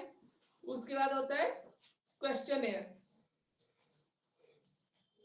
क्वेश्चनेयर होते हैं अलग अलग टाइप के, ठीक है, क्लोज एंडेड होते हैं, ओपन एंडेड होते हैं, और एक मिक्स टाइप होते हैं। क्लोज एंडेड में यस नो, क्लोज आपने पूछा बस उतना ही, कोई अपनी ओपिनियन नहीं देना, ठीक है। ओपन एंडेड में आप कैसा फील करते हो, बाकी सब चीजें ये सब भी लिख सकता है। मिक्स टाइप में दोनों ही होते हैं, क्लोज एंडेड भी डाल देते हो, ओपन एंडेड भी डाल देते हो। इस तरीके क्वेश्चनेयर बना के भी हम किसी बच्चे का इवैल्यूएशन कर सकते हैं। जैसे क्वेश्चन का टाइप इसमें दिया हुआ, देखो ऑब्जेक्टिव ऑफ द क्वेश्चनियर दिया हुआ, formulation of question and response कैसे आप बना सकते हो, direct versus indirect question, direct question भी डाल सकते हो, इनडायरेक्ट भी डाल सकते हो, स्पेसिफिक वर्सेस नॉन स्पेसिफिक, ठीक है, फैक्ट वर्सेस ओपिनियन, फैक्ट वाले भी कि जो होता है वही होता है, पर ओपिनियन वाले भी कि आप क्या सोचते हो इस बारे में। ठीक है, क्वेश्चंस वर्सेस स्टेटमेंट्स। ठीक है, उसका प्री डिटरमाइंड वर्सेस रेस्पॉन्स की answer.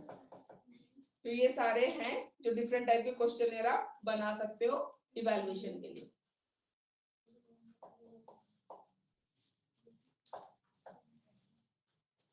Excuse me, ma'am. Sorry for the interruption again. Ma'am ये क्वांटिटेटिव एंड क्वालिटेटिव ये वाला जो क्वेश्चन है इसका आंसर किस पेज पे मिलेगा हिंदी में? हिंदी में जहाँ है क्वांटिटेटिव क्वालिटेटिव का डिफरेंस, डिफरेंसेस यही है मैम, नहीं है ना है मैम, पेज नंबर 69 पे। फॉर्मेटिव और समेटिव नहीं क्वांटिटेटिव क्वालिटेटिव वो उसके डिफरेंसेस नहीं है। पर टॉपिक्स कहाँ दे रखे हैं? टॉपिक है 81 पे। टॉपिक की फॉर्म में दे रखा है 81 पेज नंबर पे हिंदी में, डिफरेंस की फॉर्म में तो बोल रहे नहीं दे रखा, एक बार आप भी देखिएगा बाद में। 81 पे ऐसे टॉपिक वाइज दे रखा है आपको, उसको डिस्क्राइब भी किया हुआ है और बेटर तरीके से page number. Ma'am page number 81। हाँ जी 81 देखिए एक बार। मैम नॉर्म्स डिफाइन, ये तो मैम अलग है मैम, इससे तो नीचे है ना मैम, दिखेगा नहीं। 81 बिल्कुल नीचे देखो, आप नीचे कह रहे हैं, बिल्कुल नीचे है। यस मैम, मैम मिल गया ma'am, thank you so much ma'am. ठीक है,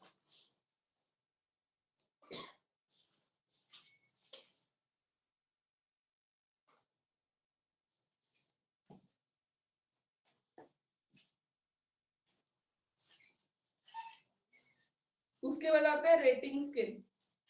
क्वेश्चन के बाद rating scale.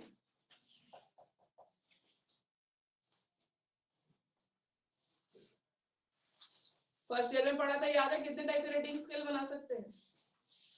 3 point, 5 point, 7 point, याद है? पढ़ा था पर्सनालिटी वाले में भी रेटिंग स्केल था, भूल गए होगे। 3 पॉइंट, 5 पॉइंट, 7 पॉइंट, 3 टाइप के रेटिंग स्केल बनाते हैं हम। ठीक है, नहीं मैम रेटिंग स्केल नहीं था। हाँ तो आज ही तो पढ़ाया है फर्स्ट ईयर वालों को। अच्छा आज ही पढ़ाया पर्सनालिटी, ठीक है, उसमें था। ठीक है, रेटिंग स्केल। तो रेटिंग स्केल क्या होता है, जैसे टीचर्स अपने हिसाब से बना सकते हैं। मान लो इस बच्चे का मुझे प्रोग्रेस देखना है कि अभी इसको नहीं आ रहा, अभी मान लो ये ठीक है गुड कैटेगरी पे है, गुड, मुझे इसको देखना है कि और कितना इंप्रूव करते हैं। पुअर है, पुअर के बाद आपने गुड रख लिया, वेरी गुड रख लिया, कहाँ तक बच्चा जाता है। तो 3 का रेटिंग स्केल आपने बनाया तो पर्टिकुलर किसी क्राइटेरिया के लिए, ठीक है, मैथ्स के सब्जेक्ट के लिए बना लिया, मार्क्स वाइज बना लिया, ठीक है, या आप डांस के टीचर हो तो सिर्फ परफॉर्मेंस वाइज आपने बना लिया, कैसे भी।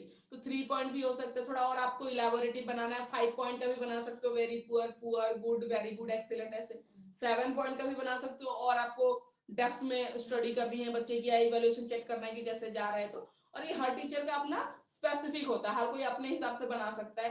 एक क्राइटेरिया ले लो, उस हिसाब से आप अपना रेटिंग स्केल सेट कर लो, फिर बच्चे की प्रोग्रेस आप देखते रहो कि लास्ट क्लास में बच्चे को इतने मार्क्स आए हैं पुअर में, ठीक है, इस बार थोड़ा अच्छा आया है, ठीक है, गुड पे चला गया, ठीक है। तो उसकी जो ट्रांसफॉर्मेशन होगी आप रेटिंग स्केल के थ्रू आप खुद ही देख पाओगे कि क्या कहाँ लाई कर रहा है बच्चा आपके रेटिंग स्केल में, ठीक है ना। तो ये होता है इवैल्यूएशन का तरीका। देखो ये टीचर इज पंक्चुअल, एक रेटिंग स्केल का एग्जांपल दे रखा है, रेयरली, समटाइम्स, ऑलवेज। एक पंक्चुअल टीचर के लिए एक रेटिंग स्केल बनी हुई है 3 पॉइंट की, जिसमें रेयरली है, समटाइम्स है, ऑलवेज है। तो मान लो वो टीचर ऑलवेज पंक्चुअल होता है तो मैं इस पे टिक कर दूंगी, ऑलवेज पंक्चुअल, ठीक है। मान लो रेयरली होता है, प्रिंसिपल की डांट पड़ी, फिर समटाइम्स हो गया, फिर रेगुलर हो गया, तो इंप्रूवमेंट आपको दिखेगी ना। तो ऐसे एग्जांपल में दे रखा है। क्या चीज था evaluation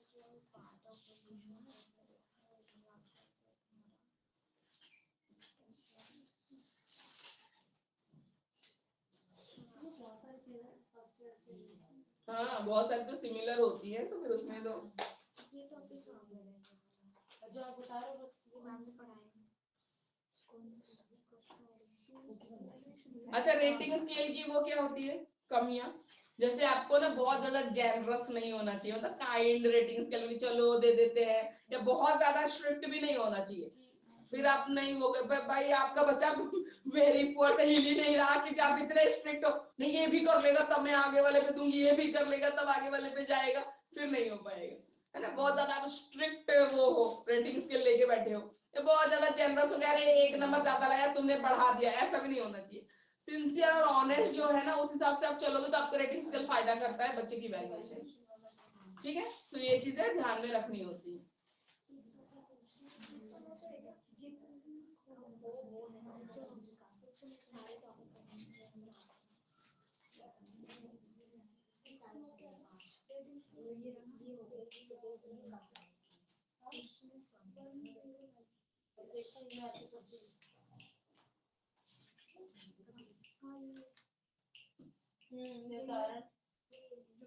checklist,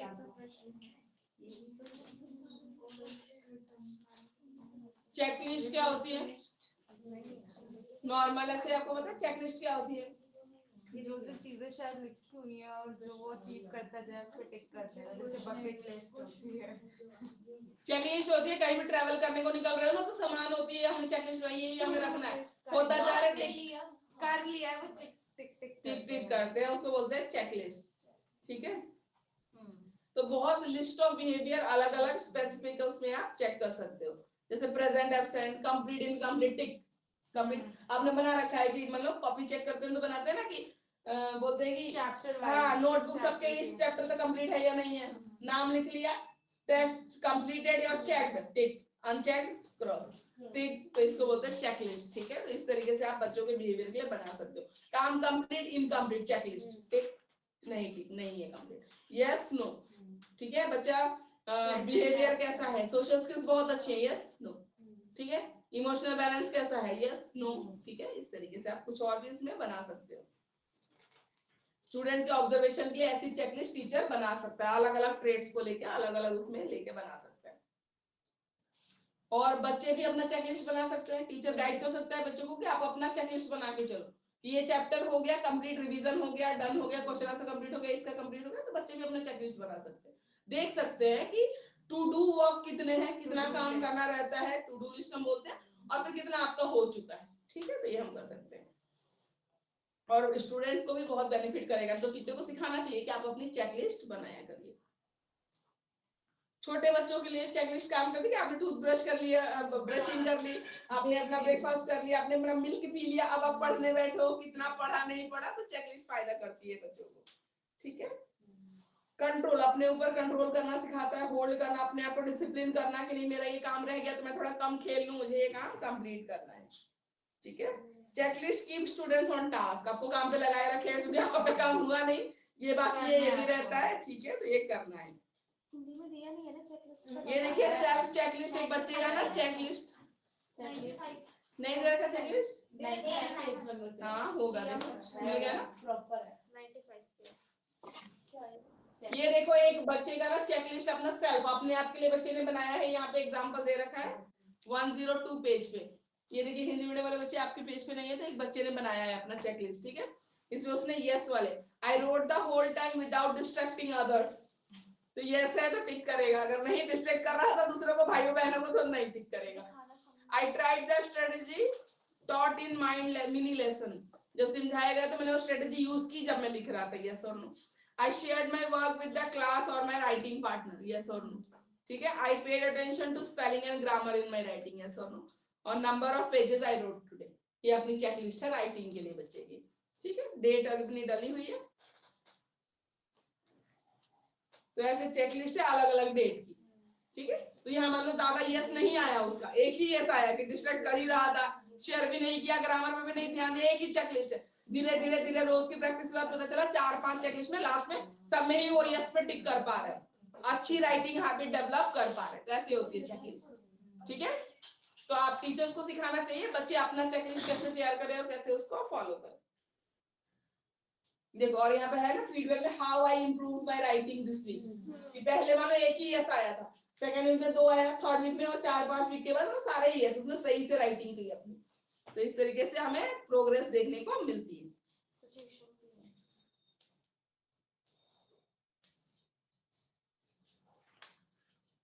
cumulative record, cumulative record होता है टोटल रिकॉर्ड बच्चे का, जो time to time test perform हुए, जो भी हुआ पूरे सेशन में बच्चे ने जिस एक्टिविटी में पार्टिसिपेट किया, जैसा भी किया, उस पूरे को ओवरऑल रिकॉर्ड को हम बोलते हैं क्यूमुलेटिव रिकॉर्ड।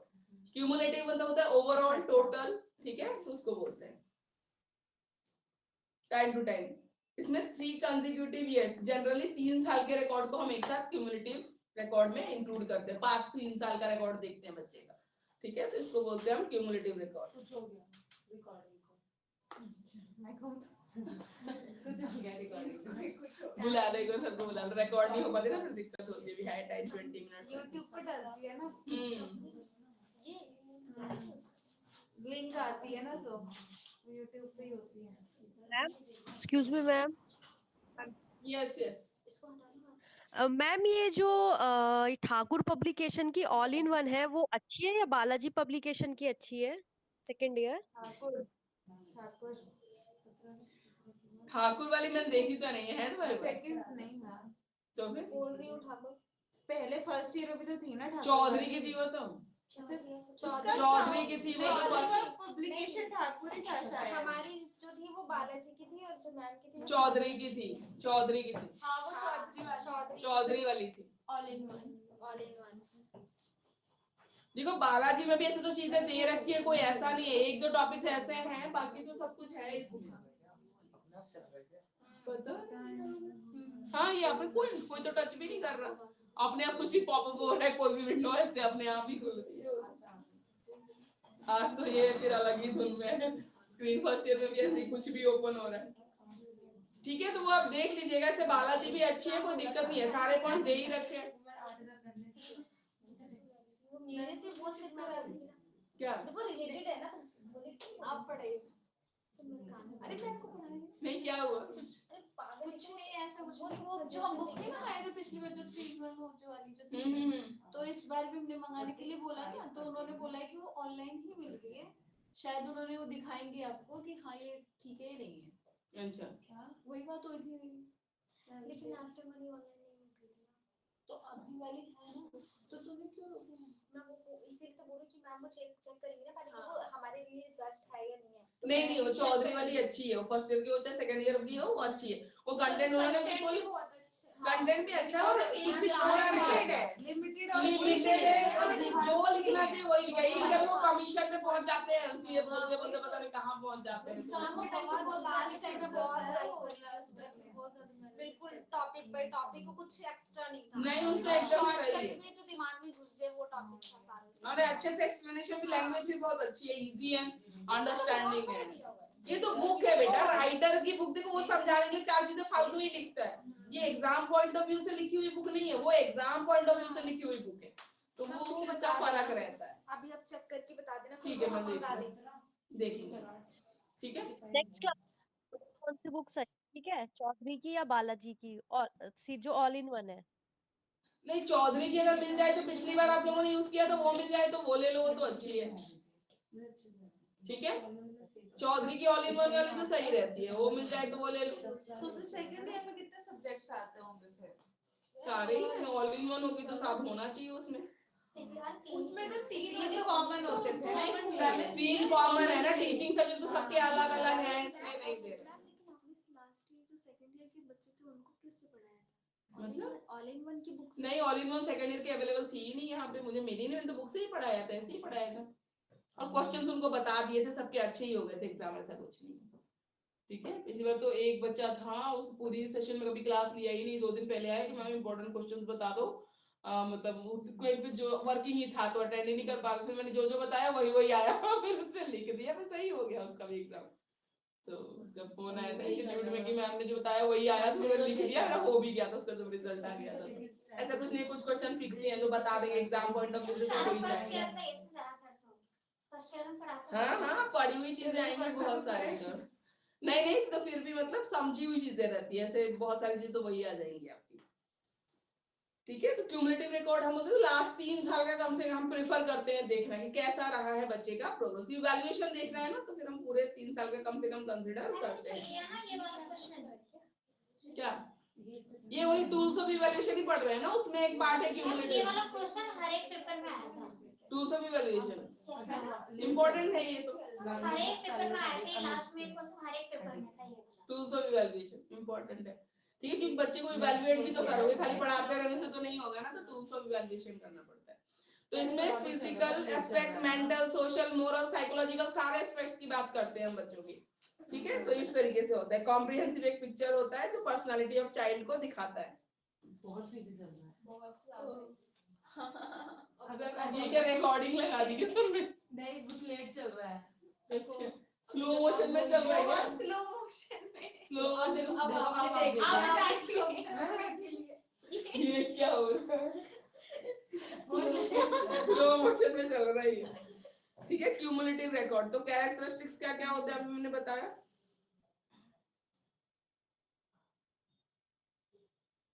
तो ये क्यूमुलेटिव रिकॉर्ड कैसे होने चाहिए? एक्यूरेट होना चाहिए, ठीक है, गलत इन्फॉर्मेशन भरोगे तो गलत इवैल्यूएशन हो जाएगा। कंप्लीट होना चाहिए, कॉम्प्रिहेंसिव होना चाहिए, हर एक चीज के बारे में होना चाहिए उसमें मेंशन। ऑब्जेक्टिव होना चाहिए, यूजेबल होना चाहिए और वैलिड होना चाहिए। ठीक है, तो ऐसी चीजें होनी चाहिए। इसमें क्या क्या डेटा होना चाहिए? आइडेंटिफिकेशन डेटा, जैसे बच्चे का नाम, सेक्स, फादर नेम, ये सब होना चाहिए। एनवायरमेंटल एंड बैकग्राउंड डेटा, ठीक है, जैसे ब्रदर सिस्टर कितने हैं, फादर मदर की इनकम कितनी है, ये सारी चीजें background data. Physical data, height, weight, कोई प्रीवियस इलनेस तो नहीं है, सर्जरी तो नहीं है। साइकोलॉजिकल डाटा, इंटेलिजेंस कैसा है, इंटरेस्ट कैसा है, एप्टीट्यूड कैसा है। एजुकेशनल डेटा में स्कूल मार्क्स कैसे हैं, अटेंडेंस कैसी है। को करिकुलर डेटा में बच्चे ने किसमें पार्टिसिपेट किया, डांस में, सिंगिंग में, ये सब चीजें। वोकेशनल इंफॉर्मेशन, एम्बिशन, बच्चा क्या बनना चाहता है, ठीक है, एम्बिशन। सप्लीमेंट्री इंफॉर्मेशन में, सप्लीमेंट्री इंफॉर्मेशन में कोई स्टैंडर्डाइज्ड टेस्ट आप कर रहे हो किसी पर्टिकुलर चीज के लिए, अगर अपनी क्लास में आपने एडमिनिस्टर किया है तो वो डेटा भी आपको इंक्लूड करना चाहिए। ठीक है, इंटरेस्ट के लिए होता है, एप्टीट्यूड के लिए होता है, जो चीज के लिए आपने किया हुआ है। प्रिंसिपल्स, ओवरऑल रिमार्क्स, ठीक है, प्रिंसिपल का ओवरऑल रिमार्क भी क्यूमुलेटिव रिकॉर्ड के एंड में होना चाहिए।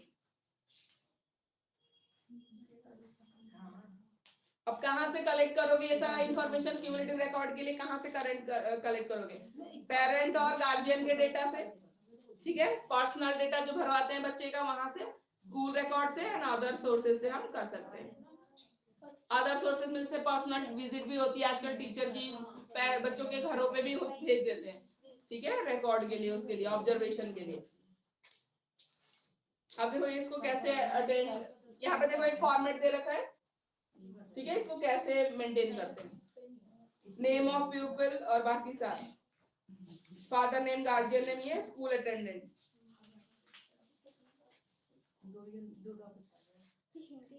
इसके बाद आपका टॉपिक है सेल्फ असेसमेंट एंड फीडबैक, ठीक है, सेल्फ असेसमेंट एंड फीडबैक। जो अभी अभी मैंने बोला, डिक्टेशन खुद चेक कर रहा है बच्चा, क्रॉस लगा रहा है, सेल्फ असेसमेंट एंड फीडबैक, ठीक है, अपने आप को ही फीडबैक पता चल रही है कि कहाँ मैं गलत हूँ, कितना मैंने गलत लिखा। ये लास्ट वाला ब्लू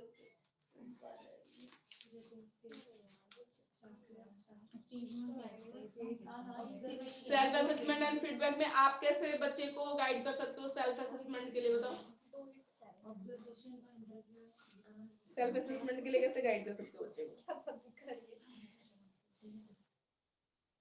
बच्चे को बताओ कि बच्चा क्या क्या करे, कैसे सेल्फ असेसमेंट करे घर पे, कितना पढ़ लिया, सही पढ़ा, गलत पढ़ा।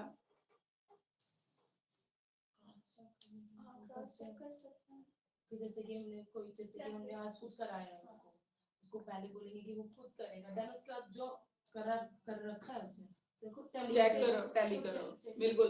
आज आपने कराया, उसको बोलो बंद करके बुक खोलो, वहां से क्वेश्चन देखो और सॉल्व करो, ठीक है, वहां पे तो कोई नहीं होगा बताने वाला, फिर आप नोटबुक खोलो, टैली करो और फिर देखो कहाँ मिस्टेक हुई है।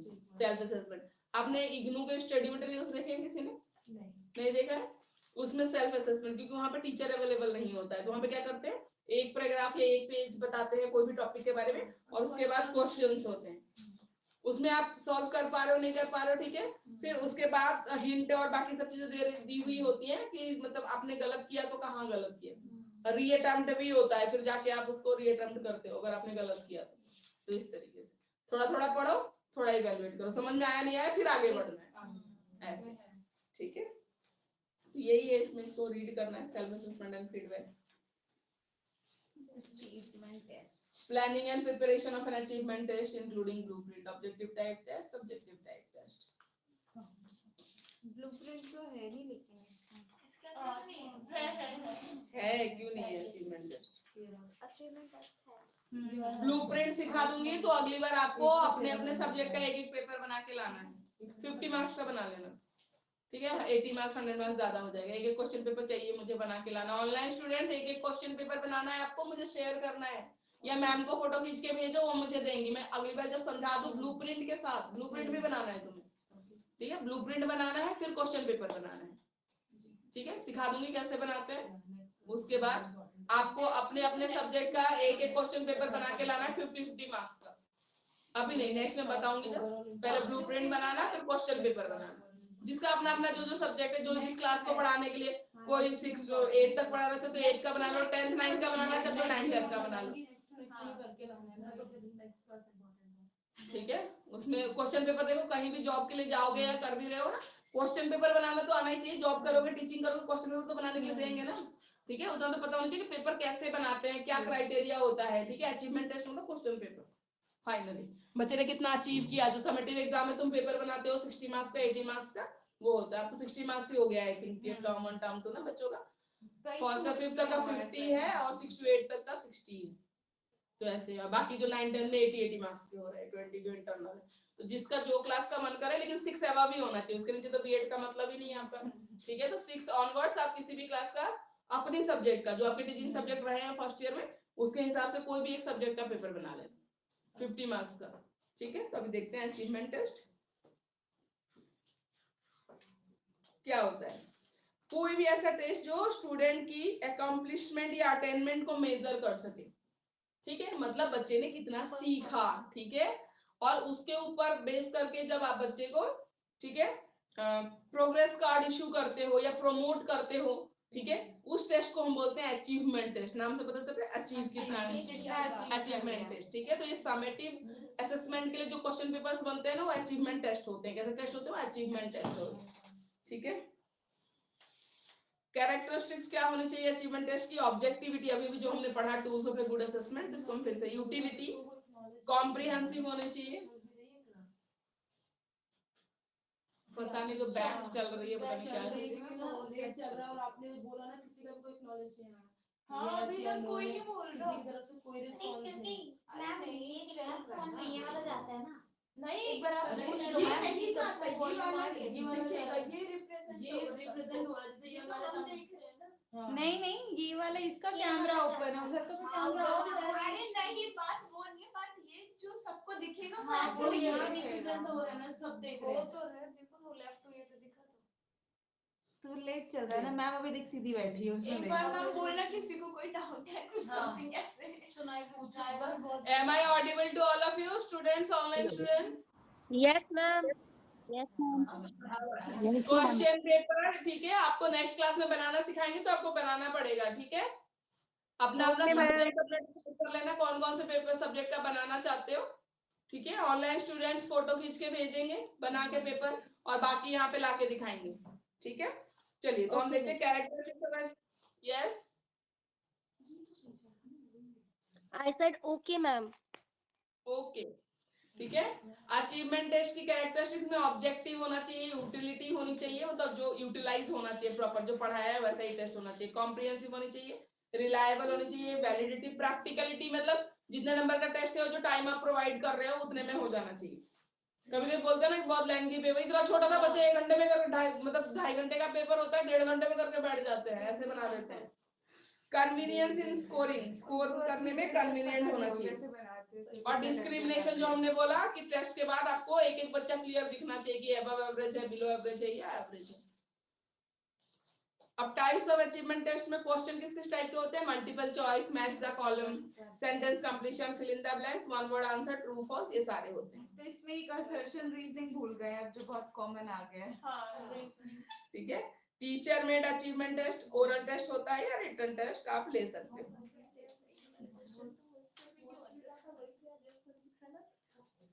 अब अचीवमेंट टेस्ट बनाने के लिए क्या करना पड़ता है? सबसे पहले प्लानिंग करनी पड़ती है। ऑब्जेक्टिव कि पहले इस टेस्ट से आप क्या अचीव करना चाहते हो, कौन कौन से। Writing objective in behavioural term, आपको लिखना ही पड़ता है। Student will be able to explain this, ठीक है, ये सारी चीजें लिखनी पड़ेंगी। मैम आरसीईएम अप्रोच क्या है इसमें? Regional college of education of Mysore, इन्होंने एक अप्रोच दिया था, उसको बोलते हैं आरसीएम, होता है regional college of education of Mysore, ठीक है। आरसीएम अप्रोच उसी को बोलते हैं।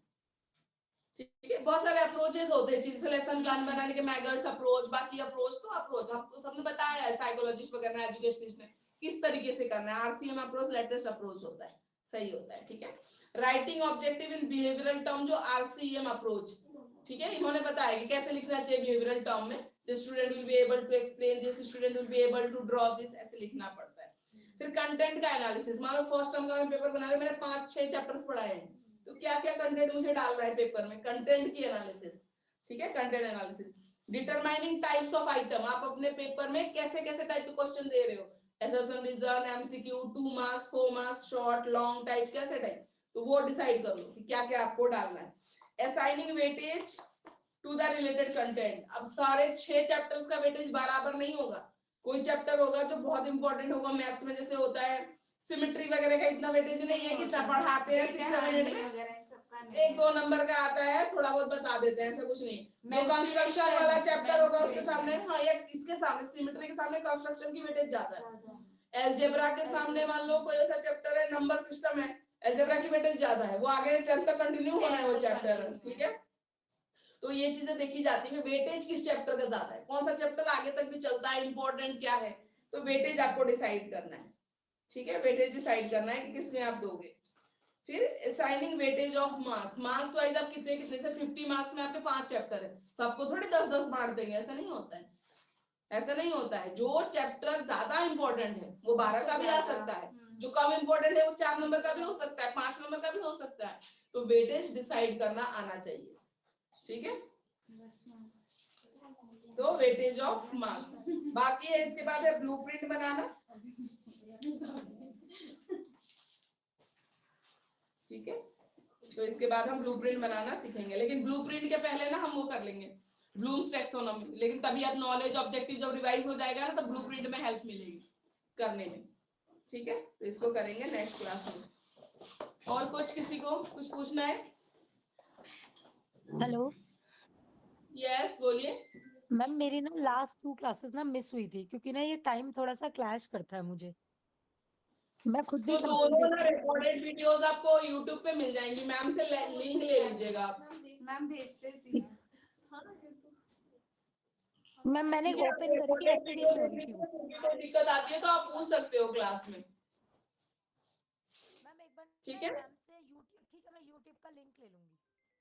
क्या कह रहे हो? यूट्यूब का लिंक वो ले मैम लूंगी से मैं। मांग लीजिएगा, आप नीतू मैम से। Okay ma'am. और वो चैनल आप सब्सक्राइब कर लेना, बेल आइकन वगैरह कर लेना, तो आता रहेगा, जब अपलोड करेंगे आपके पास खुद ही नोटिफिकेशन आ जाएगा, बार बार वो करना भी नहीं है। ठीक है मैम। एवरी वीक जैसे अपलोड करेंगे ना वीडियोस, तो आपके पास आ जाएगा। ठीक है, ठीक है, आपको समझ में आ रहा है? आप मैम से लिंक ले लीजिएगा, वहां से रिकॉर्डेड वीडियो देख लीजिएगा। नो रेस्पॉन्स, इनको सुनाई दे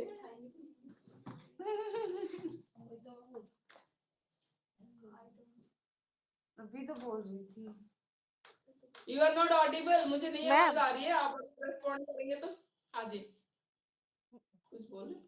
मैम अभी फर्स्ट और सेकंड पेपर का मतलब यूनिट का फर्स्ट और सेकंड यूनिट का आपको इम्पोर्टेंट क्वेश्चन एक बार बता दीजिए। यूनिट अभी तो पेपर 2 क्लास का खत्म हुई फर्स्ट थी, और सेकंड यूनिट का इम्पोर्टेंट क्वेश्चन। वैसे तो हमने बताया था, वैसे तो मैंने बता दिया था बीच में, तो वैसे तो मैं बोल ही देती हूँ जो इम्पोर्टेंट है। ठीक है, ऐसे तो हम थोड़ा सा 1-2 और पेपर निकल जाए, फिर हम डिस्कस कर देंगे, जो 2-3 पेपर के इम्पोर्टेंट, फिर आगे के इम्पोर्टेंट, ऐसे करेंगे। ठीक है, ठीक है, चलिए, thank you for attending the class. इसको वो कर दो, डिस्कनेक्ट कर दो।